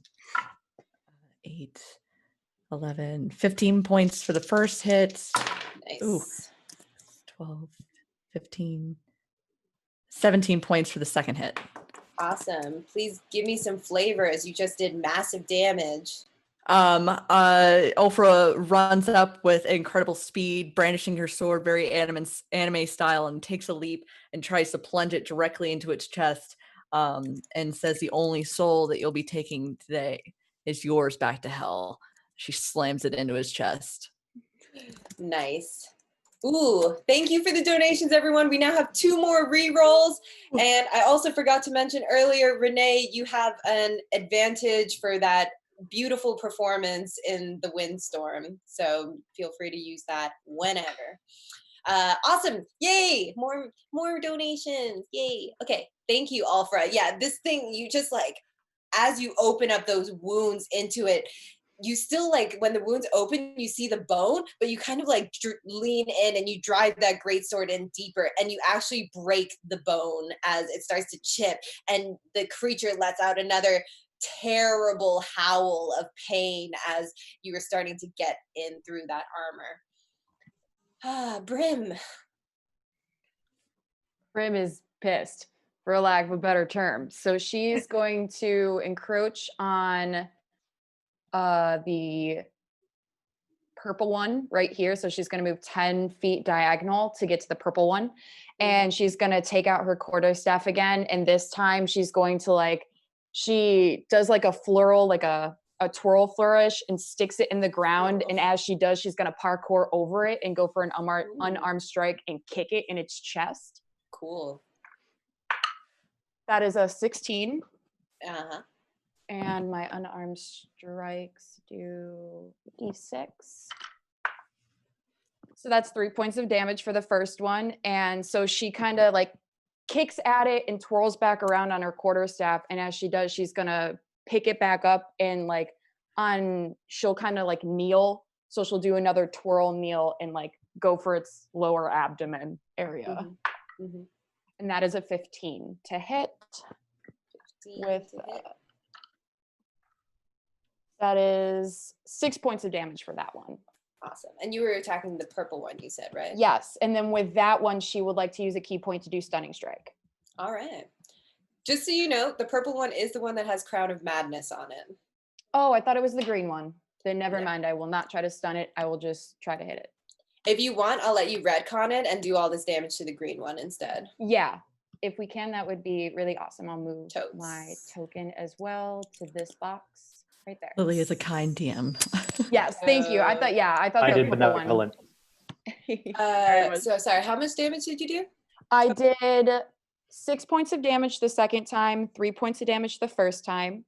And my stunning strike, they have to be a 12 Constitution saving throw.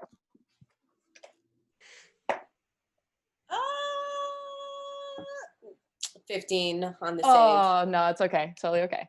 But it is looking real hurt now, as it had been like all tangled up with this other zombie. They kind of look almost like they're hugging, like all four of their arms are just like locked in this huge vicious embrace, blood and fur flying everywhere.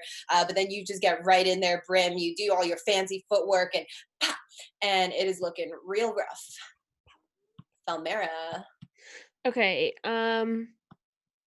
I am going to cast Firebolt at the zombie that's not charmed. Cool. And then I'm going to use my tides that I regained previously to get advantage. And I'm going to get a 16. Yeah, that'll hit. Okay. And that'll be 9 fire damage. Mm-hmm. And then I'm going to use one more sorcery point to quicken and cast magic missile at the fiend. All right. Nice. I gotta find my dice. And then that'll also set off my Wild magic. Thank you. Woo! Chaos. I got one point lower than max damage. Oh, Because I cast Wow. it at 2nd level. So 19 damage. Ooh. 19 damage on the fiend. Ooh, that hurt him. And You then I want to gotta tell us what that looks like? yeah, for sure. So I will go and I'm gonna raise one hand and point it at the gorilla zombie thing, and this little bead of light, pink light specifically, will fly out of my hand and explode on the gorilla in fire. Nice. And then I'm going to point my finger in the other direction towards the fiend, and little darts of like purple sparkles fly out of my finger and pop into him. Nice. And then my wild As- magic. Apparently, That pink flame enwreaths this gorilla zombie, and it is like teetering back. Like it looks like it's mid-fall of death. It's not quite dead, but it's almost dead.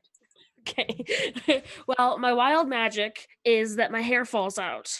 And Oh, comes back within 24 hours, so I have no hair. okay. your badassery singed it at the root. Mm-hmm. Truth. Lucian. So after seeing that awful, harrowing display, Lucian grits his teeth, pulls one arrow back, and changes his direction to the fiend at the pool. And I'm going to use that advantage you've awarded me, and I'll start slowly walking over to Ophira again, feeling the safety of being in her presence.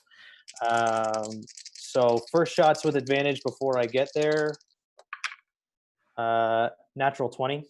Oh, okay. Good use of that advantage. Yeah. The power of love. That's 14 piercing damage. All right. As I reach Ophira, I still have advantage. while she's raging. I don't know what happened, but I'm right next to the fiend, so I don't know where you are. There you go. That's another natural 20. No way! The power of love! Anyway, if anybody in the chat wants to see him, I'll show you the rolls. It's no problem. That went off my table. That's another 14 damage. How's it looking? You killed it by 1. Yes. Because I know we're at the end, can I just narrative something there? Yeah. This, had I not killed it, I would have done an action surge. So Lucian pulls out 2 more arrows, looses them at the same time, or knocks them at the same time, looses them at once, firing them both into the eye sockets of this thing, and just says, "Give him back." And the arrows pierce into it, and they pierce so deep into it that they disappear, like the shafts disappear from the eye sockets, and like they just go fully into its skull as it just lets out one more roar of pain, and they were mine! Ah! But collapses onto the ground. The 2 gorilla zombies literally just fall apart at this point, constructs that were made by this creature. And it is still and silent around you. And Lucian will quietly waltz over to the dead fiend and go, "No, you're wrong. He was mine. And he'll always be mine." And he just like stomps on the skull, crushing it into pieces.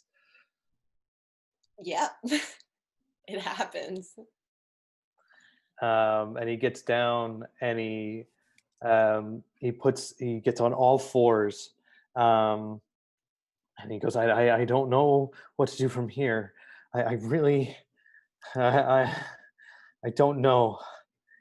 But he reaches into the pool and thinks about Sylvain. When you reach into the pool, it doesn't feel like you're touching anything. It doesn't feel like water. It doesn't feel like any substance you have ever felt before. It feels warm, though, like your hands almost tingle with the warmth radiating out of it. And you focus and you think of Sylvain, and you think of him and withering away, left behind in your home in Kiran. And as you're thinking about him, thoughts come unbidden to your mind of people you've never even met before. Names just flicker through your head, almost like this roller scope of names and memories that are not yours. You lift your hands from the pool, and nothing happens. Filmera, give me a perception check, please. I believe in you. We have a reroll. I have a reroll, and I have Tides of Chaos. I will make this. 13. 13. We'll finally do it. Yay! Filmera, tell me about a loved one. A little brother of mine, from back home before I left to come to this plane. He was kind of like me, except for he was the black, like a full black version. Instead of the kind of fallen Asimars or the regular Asimars, he was a black regular Asimar. I was a pink fallen Asimar. So, yeah. All right. What's his name?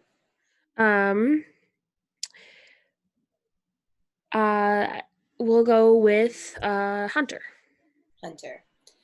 Filmera, you are watching Lucian with all of this bright-eyed optimism and hope as you stand over your gorilla zombie minion that you had a second ago. And as you're staring and you watch Lucian's face drop as he raises his hands and nothing happens, you hear a voice. And you realize now that you had been hearing this voice the whole time, but you thought it was the wind. And you look down beside you, and you realize that stuck to your leg is a ball. Just a simple ball, like the one Hunter used to play with. Maybe you used to play catch, baseball, whatever it is. It's just a little ball, and you hear Hunter's voice say, "They're taking the souls of the loved ones. The heart of the sand is in there. Don't let them do it, Val. Use it. Use the love. Free them all." Hearing this, I'm going to. How deep is the pool? It's like a shallow basin, maybe only about this big. Okay. I'm gonna try and put the ball in the pool. You put the ball in the pool, and it sinks, and it sinks. And you don't hear it hit the bottom. You don't see it hit the bottom, but you see some of the swirling shapes that are in it. Some of them start to rise up, and they drift off. Thank you. Thank you. Freedom. Lucian, What? I know that this may be an odd request, but would you? I know you found something previously. Would you be willing to put it in the bowl? It may help He us free the souls. pulls out the photo from his armor. He looks down at it. Puts a kiss on Sylvain's face. And just gently lowers it into the pool. The photo slides into the pool and below the surface. And as it is absorbed, you see a few more tendrils of souls escaping. Free, free, gone. And the substance that's in the pool seems to lower a little bit, like the level lowers a little bit. Ulfra and Brim, you see this happening. You are reminded of your own loved ones. You were not given tokens from the storm, but perhaps there is something here you would like to contribute. Brim kind of like sees what's going on and looks down at like some tassels that she has like on her harem pants, and at the end of them she has orange glass beads that her and her mother made together when they worked in the circus. And so she kind of like rips like the piece of cloth off with the beads and sets it in the pool, thinking of her mom. At first, there's a couple tink tink as it hits the stone edge of the basin and sinks below the surface. And again, whoosh, whoosh. And as you lowered it into their Brim, when you touched the basin, you felt that reservoir that was within you this whole time just flare up into full heat. And you start to glow as you realize that something here had been missing. You had been disconnected from your past up until this moment. But now with this memory, you once again feel full. She basks Ulfra. in it. Ulfra in her winter form thinks back and puts her hand into her pocket and pulls out a ring of a life that will never happen. And looks back at her two friends, two magic girls, and her new friend. And puts the ring back in her pocket and slowly walks towards the pond, kind of letting that warmth of everything, and takes off like a charm of like the magic girls and puts it into the pond and thinks of the love that she has for her friends. And with that power of family and friendship and love, the last token sinks under the surface of the pool, and the last souls find freedom. Thank you. Escape. We are gone. And the basin is now empty. All of your trinkets have disappeared. It is just an empty stone basin. And you wait there for a moment, and almost subconsciously, not even realizing you're doing it, Ulfra, you reach for Brim's hand and you grasp it. And you reach out your other hand towards Felmera and take it. Lucian, as if another force is moving you, you take both of their hands as well. And as you join hands in a circle around the basin, Another shockwave ripples over you, but this time it's filled with light and warmth and goodness as the basin descends into the ground. And rising up out of it now, glowing in the air, is a beautiful cobalt heart. It looks like it's made out of crystal and glass. And Lucian, you reach a hand towards it. And as you touch it, you just hear Sylvain's voice. I will love you forever. Past life, past death. That will not change. And you take the heart in your hand, and a vision comes to your eyes. As you flicker your eyes open again, and you realize you are in Sylvain now, seeing through his eyes as he sits up in bed for the first time in weeks, taking unlabored breaths for the first time in weeks. And he looks down in his hand, and there is the heart. And you blink again, and you know that he is saved.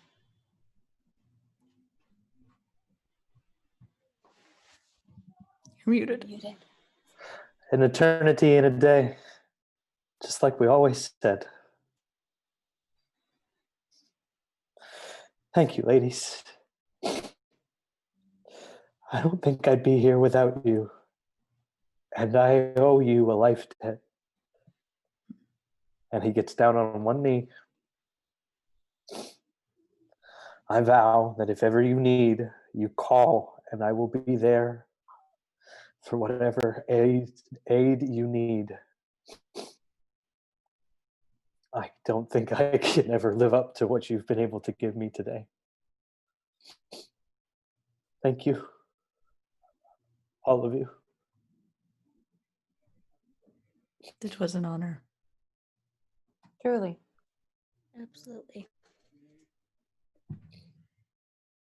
And once again, with the power of magic and love and wonderful donations from our viewers and all of the goodness, the magical girls have saved the day, and Lucian's loves Sylvain.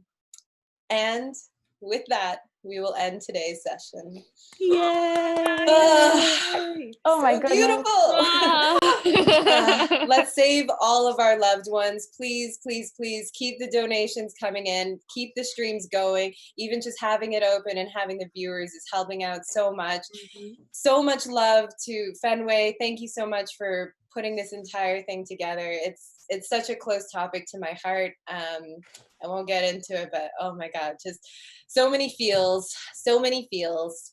And thank you so much to our viewers and to chat and to our amazing producer for doing all of this, all of you being here and all of us coming together, the TTRPG community like this. It is just such a beautiful thing. So let's save more loved ones. And yeah, we got time, so we can say bye. I'm Lily Sparks. I've been the DM. You can find me on Instagram and Twitter at Lily Sparks with an X. I'm currently on hiatus, but if you go to those pages, you will still find links to all of the streams I'm doing because I do many. So keep an eye out for that. I'm on Scraticus a bunch. I'm on Fabled 42. I'm on the Lady Tiefling channel. And coming up soon, I will be on Satine Phoenix's Gilding Light channel, premiering a new show May 17th. Bam! If you want more magical girl goodness, that's kind of what I do now, apparently. So that's me. And then we'll go in the other direction this time. And Kaya, say bye. Everybody, I'm Kai Gassney. You can find me on Twitter at Crit Charisma. I live mostly over on the Scraticus Academy channel, where I am the DM for Lily Sparks as well, in a tweaked Monster of the Week game called In the Light of the Moon, where mostly everybody is werewolves, because werewolves are amazing. I love wolves. Woo, ah, woo. So join us Tuesdays, 5:30 Eastern. Outside of that, again, it was an honor being here today and supporting this cause. Thank you, everybody, for joining us as well. I love the Magic Girls. That's me. Thank you, Kaya. And Renee, oh my God, what a performance out of you. For someone who just got thrown in this game 2 hours before it started, like, I know. First of all, thank you for having me on this game. Had I not been here, I would have known about this game to begin with. So Fenway, I am in awe that this game exists, and it hits me right in the feels. So I might do that again. Thank you for letting me play this an enormous-hearted, beautiful character. Came out of nowhere, but I appreciate being here. You can find me crying far less on my Instagram at Darren Orion, DarrenOrion. And you can also find me playing with Lily Sparks when we get back to putting out our episodes on the Nerdy Northerners channel. It's twitch.tv/Nerdy Northerners. So thank you all so much again, and thank you, chat, for your donations and for all the luck. I needed it today. I really did. Beautiful. Thank you. And Ray, say bye. Oh my goodness. Hi, or hey, I'm Ray. That's kind of my tagline. You can find me over on Twitter, Instagram, anything is with a brick, 2 Ks. I run a game that immediately follows Kaya's game on Tuesdays at 9 p.m. Eastern on the Scraticus Academy. It's called Rotting Shadows. It deals with adventures in my homebrew setting. So that's really fun. And then on Fridays, you can catch me playing a orphan in the game Seawall Orphanage over on Encounter Roleplay. I have a lot of other stuff that's coming up within the next couple of weeks that I can't quite talk about yet. So you should follow me on my socials to see what I have going on. So yeah, thank you. Also, thank you to Lily for running the game. I love playing with you every single time I get a chance. Fenway, you're amazing. What you do for this community is amazing. And I feel so thankful and blessed to be a part of it. So thank you so much for those who donated. Thank you, everybody who I got to play with today. This was awesome. Yay. Thanks, Ray. And last but definitely not least, the queen who made all of this possible, Fenway. Well, thank you guys so much for being part of this. It's been an honor to be able to play this game and just to be here all throughout this week. Like I mentioned earlier, I'm Fenway Jones. You can find me on Twitter at Fenway Teen DM and on Instagram and Facebook for Jasper's Game Day, which is basically what I do now. And so I'm also going to be on Satine Phoenix's channel at some point, like Lily is. And that's, yeah. We have many more updates to be coming soon. So thank you guys so much that watched, donated, participated, and thank you for everyone for playing. And Lily, thank you for DMing.